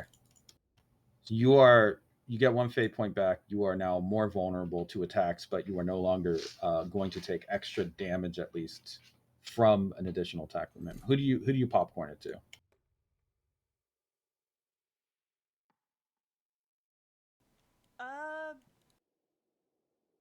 I guess back over to Baldy McWorld. Well, there's Father John too. That can be Baldy. Father John has a thing that will help you. Okay. Just give it to Father John. Fine. You have a 4. He is going to basically you can see as he sees you're being hit, he rushes towards you, and he eats another arrow as he does this. This is a compel so that he can get at least the fate point he needs to pass, because he's a DM controlled character. Got to spend his own fate point or my collective fate point pool. But in doing so, he manages to reach you after you pull your armor off, and you can see those spirally arms of his stand, pure comedy, go through your withered flesh, and once it does, it actually pulls out what looks like a clump of infected organic material. That material flattens out into several sheets of paper that are bound by staples that his stand applies with its elbow, just elbows in staples, and then like quickly throws the pamphlet into your hand as he does this. That stunt. Nice. That stunt is, it's called Things That Would Have Been Helpful to Know Before the Revolution. Once per scene, it can roll power to undo a physical consequence from a target. And it can't get reapplied. It cannot be reapplied as long as you're holding that pamphlet. So you have a pamphlet on avoiding flesh-eating bacteria in your hand. Can she put it in her mouth? Okay, hardcore. Yeah, just fold that, put it in her mouth, lock on sight. So, like, she intuitively knows that she needs this pamphlet, right? It's magic. Yes, it feels like it feels like a talisman.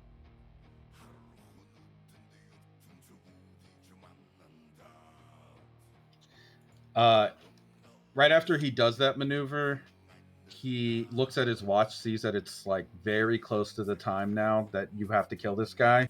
And as he's looking down at his watch, several more of these black shamans pop up from the grass from tunnels around him and try to cleave down into him.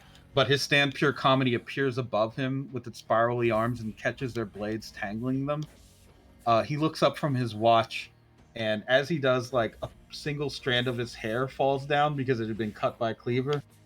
Ah, damn it, boys, you almost got me with that one. Hurry up, detective. No pressure. I will popcorn to you, Mr. Worldwide. You have several people that are still on the rocks and a few shamans that are attempting to fire down arrows at them. How do you feel like you could stop this from happening so that they can get out safely? Ooh.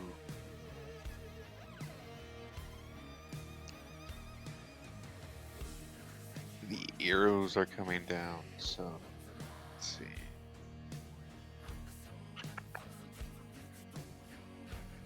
I mean,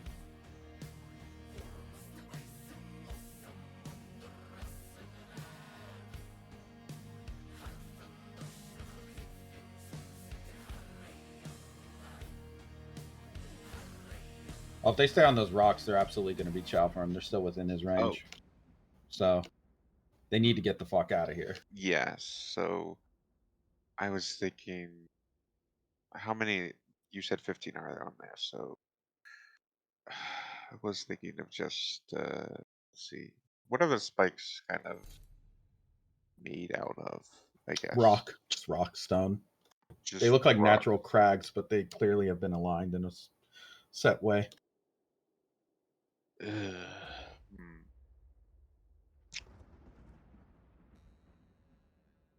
That should be an aspect for the scene.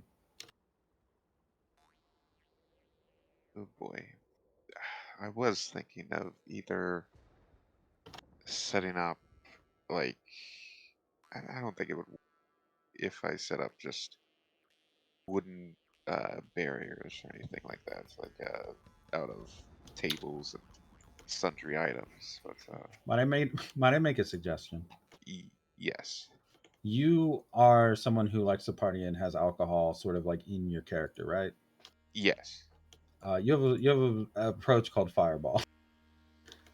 Might you not find it useful to just simply use that in combination to ignite these people, or at least distract them so they can't fire arrows at these innocents? Oh, It's not elegant, but it works.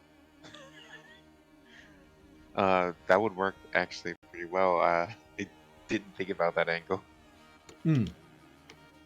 Go ahead and, if you would like to employ that tactic, go ahead and give me a fireball roll. I will set the difficulty for it at 2 because they're distracted. They're not aiming at you.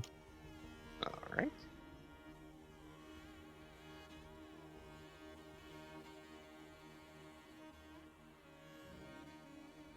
With a 2.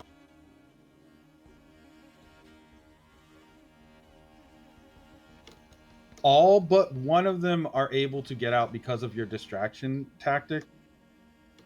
There's one guy that's still there, still hanging on. It seems like his belt got snagged on one of the rocks, and he looks pretty old, worn out and weathered like the rest of these people here. But he is not one of these shamans. He just looks like a white guy with bleached blonde hair, hairstyle far too young for him.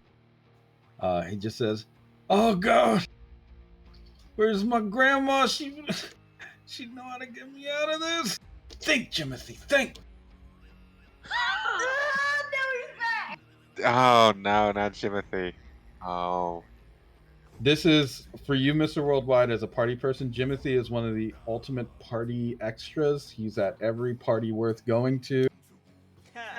He has been to the Earth and Moon and back. Oh, that's how we met Kesha then. They were both party hounds. oh Yes. my. And now he is here in great mortal danger. If he dies, there will be endless corny tributes to Jimothy, who you know is not even that great of a dude, but they will happen. Raves, concerts, everyone will be doing this Jimothy thing. It's going to kill the vibe for at least a few months. Plus, maybe he shouldn't die here. I don't know. The second thing more than the first, but the first is really important too. It'll kill all the vibes. So Yeah. I have to make sure Jimothy gets out of this alive. Okay. Well, that'll be your turn. These shamans are currently on fire, so they're going to try and get their way out of that. 3. I'll say they managed to cut away burning cloth and material enough that they could fire arrows down at Jimothy on their next turn, to act against your interest. We'll see how it goes. Who do you want to popcorn your initiative to? Uh, Our green knight hasn't gone yet in a second. yeah. Okay, yeah, Leroy. Leroy. What would you like to do? Your overgrowth has been turned against you and eventually torn off, and it seems that you've caused quite a bit of trouble and commotion here. But there is a chance still for victory. This Father John guy is clearly protecting Yenya, but he's being harassed, right? Yes, he is. So I'll take out some seeds and start making like a barrier line between of trees, try to overgrowth trees between us and the archers.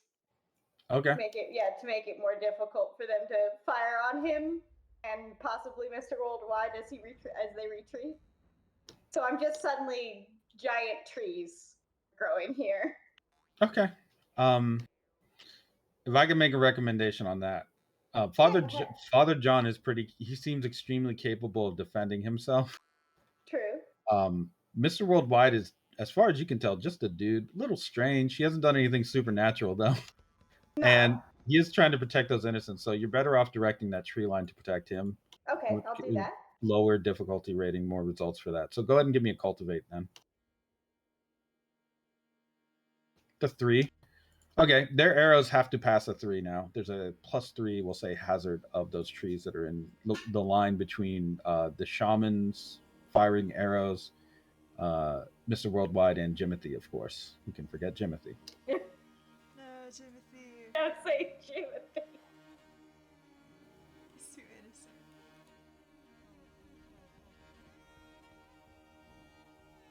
Nah, Timothy's a jerk. Never forget. Oh, he is. He But stole he's from his funny. grandma. Oh yeah, no. I forgot. Yeah, we did get a sneak peek of that at the bar. But his grandma would know what to do. All right, who do you want to popcorn it to after you, Lyra? Father John? Or Enya? Or Father John's already gone this round, so Enya. Enya, okay. Enya's the only one that hasn't gone to this round. Alright, well, opposition X.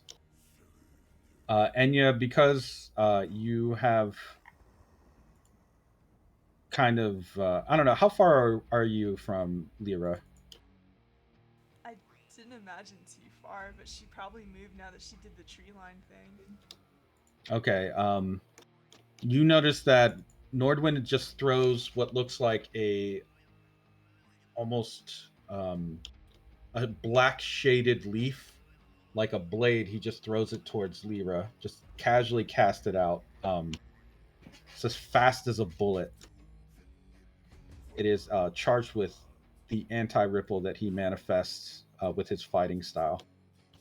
I will give you the compel to defend yourself against that, or take that hit, basically.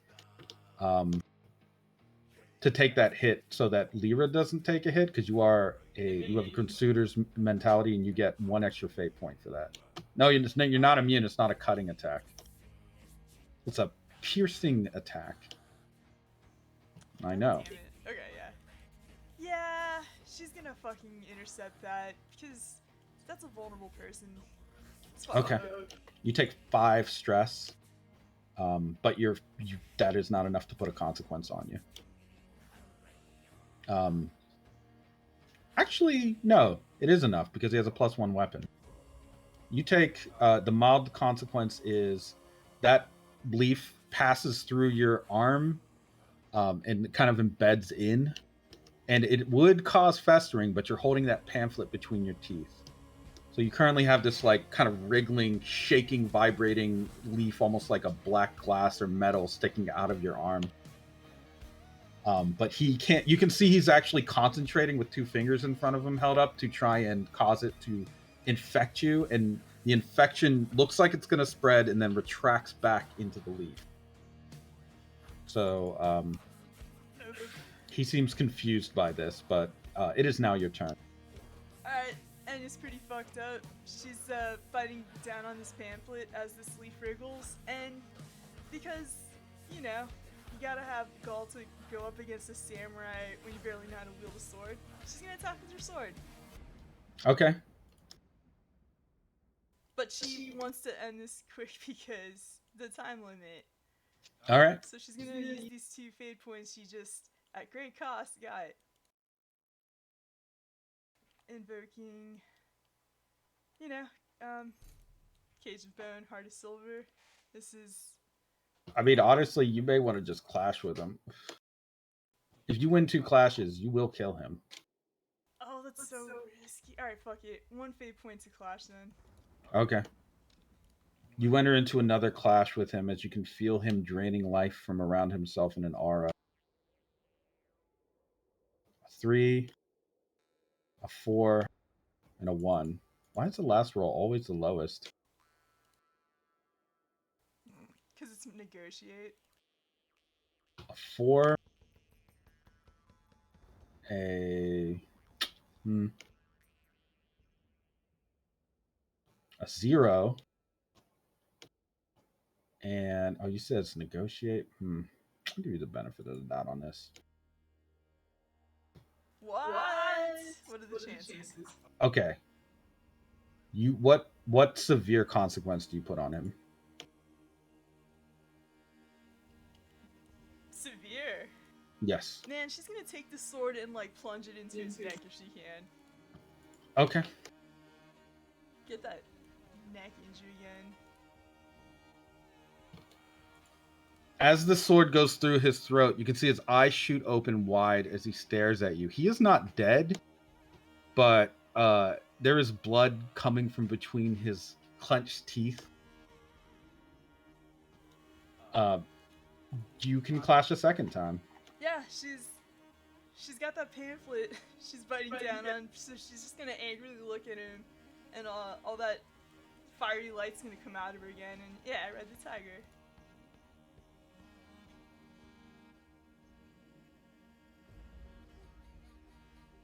Four or five. -1. Assault, please. Well, I do still have the 1 fate point. My You do. last one.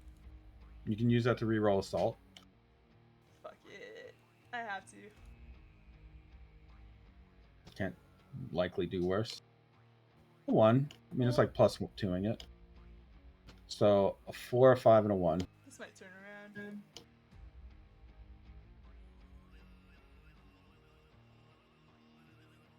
5.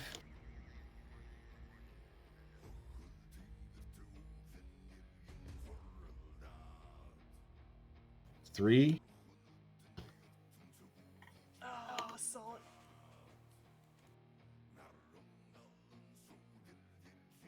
Oh, what are the chances? You have Oh. 8 points? No, What? as in she wins the. It's a 4-5-1 versus a 5-3 -1. He's got 1 fate point, I think. Oh, He does. Shit. Yeah. He's gonna reroll. No! Alright. I think he wins then. Yeah, he does. He, as you are striking him, Wait, there's no chance I can invoke his injury, right? On any of these rolls. oh no, you absolutely can. Can I do that with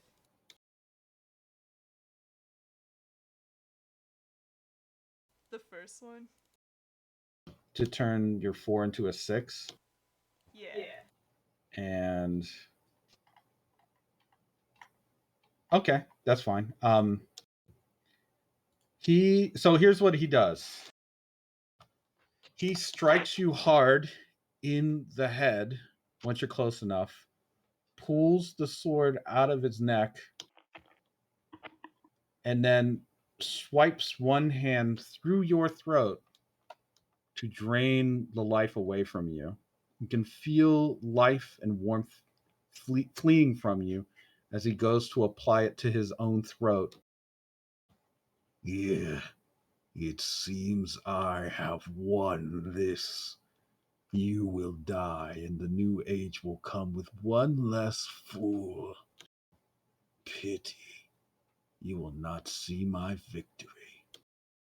And you can see a smile cross his face as he starts to apply the stolen life energy to himself with a glowing light. And you see his eyes shoot open wide. Because the light that he's applying is beginning to trickle down through his fingers. And he falls over as this liquid light is beginning to pour into his wound and just burn away the supercharged bacteria and cells that have been keeping him alive. This heretic of Ripple has been stealing cellular life from people and charging his own like a vampire for who knows how long. To judge by his age, possibly since his early 40s, he's been maintaining his life by stealing the life energy of others. And all he took from you was just that liquid light from Holy Diver. He falls over as you can see his cells are beginning to burn down and disintegrate. And your watch hand is starting to tick towards when the timer is to go off. How do you finish him?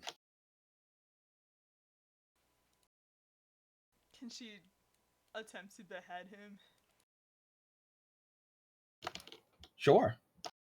He looks up at you with hatred in his eyes as your blade comes down cleanly right through his neck. And you can see his scowling head trying to mouth curses at you as it separates off from the body, and the neck wound and on both sides, with the decapitated head and above the shoulder, are steaming, smoking, and starting to disintegrate off into sparks and trails of light. He can't say anything. He has no more air to draw to use his cursed ripple anymore. You have finished your assassination. Nordwind is no more. The timer on your watch goes off almost exactly at the same time that you cut through his head. So pretty much that's the timer for his life, and it has come to an end. For you, Mr. Worldwide, let me see. You have one fate point left, don't you? Yes. I have one fate point left. You are part ghost. How could your ghostly nature stop these arrows? You just I did think perhaps using his body as a shield, but having the arrows like kind of halfway past through, but not quite like I don't know how to describe it, but like getting it stuck in his flesh, but not quite hitting the organs. you use your ghostly maneuvers to keep them, like basically trap them in your semi-solid, to keep them from passing. Yes. For the cost of a fate point, that's fine. I will definitely pay that fate point. Okay. Then you are able to keep Jimothy from being skewered by arrows. You can hear him say, "Thank you, man. I'll never forget you." And then he tumbles down the cliff away from the spikes, although he does hit one on the way down. No. And then you can just hear this whatever crumbly mess hit the bottom of the cliffside where the other people are. They'll help him up. You have kept these shamans from skewering that guy, though, so good job on that. Once you are done with that, Father John will use pure comedy to basically wipe them up, clean them up. Does he even need to roll? Why not? The 5, I don't think they're going to roll high enough to keep themselves. A 3, yeah, they're going to be busy. And once they see that Nordwind's dead, they're going to attempt to flee. So Father John basically like punches both of them back with his stand and then sets them off to running. Lyra, eventually Sarah comes out from hiding Oh yeah. and Good to see this. helps you up Oh. and tries to see to your wounds. You have gained one general's daughter as your, bride, sort of. Oh, She's so cool with this. hey. Don't get the wrong idea. I just didn't want to be trapped in a loveless relationship with a man who would get drunk and hit me. You seem like a good alternative. I kind of smooth back my helmet so that it opens and I go, yeah. Just like maybe I could show you my garden and She sneers. You're going to have to get a normal job. and we're going to have to buy a house. Oh no. The cracks starting to appear. Yeah. That's unexpected. Yeah. Okay. Did she see who she's talking to? She looks off at the decapitated body of Nordwind. So he's dead, finally. Whoa. You can get a part-time job. I have a lot of money coming in. God damn it. Yeah, sure. Do you have a problem with anything that I've said? She stares down at you with very hard, frightening eyes. She just shakes her head like, no. Good. Oh no. Because let me tell you something. If you fuck anything up, I will come down on you with such wrath. Uh, uh, this seems like a dangerous marriage. Okay, I'm gonna need some really defined rules. Yes, you're right. Discipline is in order. She grabs you. Discipline is in order. She looks at you and you feel good killing an old man. She shakes her head and drags Lyra away. Okay, I'm going. She didn't even wait for a response. No. Thanks, guys. I'm gonna get dragged off. Yeah, you and Lyra get dragged off. Father John watches them depart and then looks back at you, Enya, and then gives you a thumbs up. Good job, kiddo. Hey, you didn't die. What next? Gonna travel the world and preach? Gonna still work for the Antichrist? Write a book? He takes a gun out of his coat Whoa, hey! and puts it to his own head No, wait, and hold on. pulls the trigger many, many times. But then you see a spiral just holding the bullets like in a curve next to his head. He throws the gun away. All right, just checking. I don't know. You know, I'm a crisis negotiator back at home, and I feel like I utterly failed. Just now. You know what? I think I can relate. Oof. I think I can relate just enough. Because, do I have a thing for it? Let's see.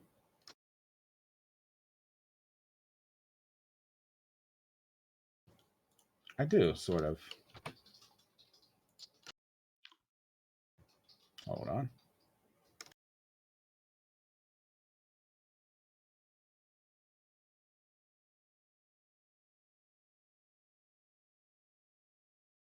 Sort of did this last session for the bad guy, but I don't think it was too necessary for this guy you just fought. He's pretty much regular, pretty much on the. He was a man. He did things. However, briefly before the session is to end, let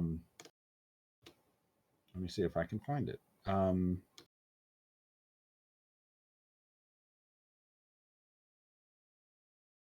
Oh, there it is.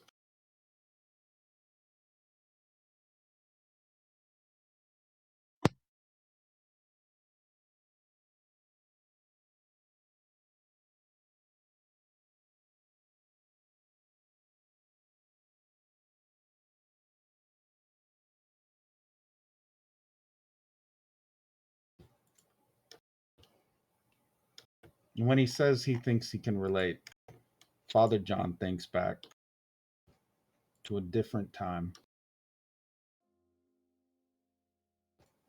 He thinks back to his time on the moon. After the kidnappings and eventual reveal of the vampire that had been attacking people, Father John started to work with survivors and one in particular, a woman named Meredith, who had lost her child to the street styler attacks. The two of them got along so well that Father John thought he would give up preaching and maybe make a life with this woman. All the while, he told her all of his beliefs and his religious views, all of his faith that he put into the Lord, to heaven, to this great hereafter that surely her son had gone to, that he had been sent to a great peace by the side of God at Jesus' hand, and that there wouldn't be any more pain there. And she would listen and laugh. And the two of them held some warmth in a cold place in the darkness on the moon. Until one night he came home and found her hanging with a note that said, "Gone to heaven and nothing else." He knew then that all of his preaching of this great and sweet hereafter had done nothing but send her on a depressive spiral, one he couldn't truly comprehend. He hadn't done anything wrong, or so he thought, or had he? Had faith been a poison when this woman needed a stronger medicine? And it sent him into a great spiral of depression. He tried to take his own life, but his stand, pure comedy, just wouldn't let him do it. And so he wandered the world on the moon and on digital landscapes, where he met a man known as the Widower, who could relate to love lost and being left alive. And the two of them spoke of matters of faith, the consequences of biblical passage. The widower, being grizzled and cynical, had no taste for that old-time religion. And Father John, though he tried to hide his pain and use soft words and verses, could not seem to turn the heart of this man, much less his own, away from a bitter realization. He saw it when those that he knew, those survivors, U2, Nia, Simone, Marisol, and Jim Sullivan, had been accepted into a sort of sainthood, a godliness, and he had been left behind with no answers, no reward, no treasure, no sorries, no apologies. He was nothing but a side character behind the main character's story, easy to forget, easy to neglect. And in a different timeline, it's possible that he would have brought some faith to the moon. He might have saved more lives. It's no one's fault but his own that he would be relegated to such a minor role. But then there came a stranger who said the story could have been told a different way. All he needs to do is agree to a pact, and religion and faith will all be rewarded in time. The apocalypse will come, it was promised. There will be a change, and you will not be forgotten. And that is the life of Father John. But of course, perhaps he should have read the small print. I didn't read his contract. Oh no.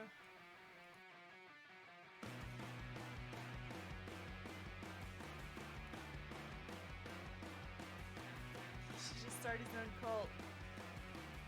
People will listen to him. Plus, he's really strong. So he can just beat up all the people trying to stop his cult. You really maximize yourself, Father John. I don't know if you remember, but he was a nice guy. He genuinely did just want to help people. Oh yeah, at the He beginning. did of help the us out on the Sellers. moon. Yeah. Yeah. We met him in the background world at some point too. I thought I remember him showing up in that too. Yeah. He did. Oh, he was yeah. at the lake with the widower. Oh Yeah. Yeah, I remember him. Back when you two had his other leg. His new leg. I mean, good job though. He didn't die. He didn't even get any consequences on him. His characters are played suicidally. I'm sure you noticed. Yeah. Maybe we'll get all of our Antichrist counterpart buddies back alive. We'll sure try. I mean, that could just be making enemies for the future, but sure. All according to plan, sort of. Thumbs up. All according to that. Yes. All right. That leaves one more assassination mission, which would be Claudia and Helena versus the world's most dangerous gambler, Konopka. So we're doing that for sure. It will be at a racetrack and casino. Oh. Ladies' night too. Right. Oh dear. There is guaranteed to be at least one high-speed car chase.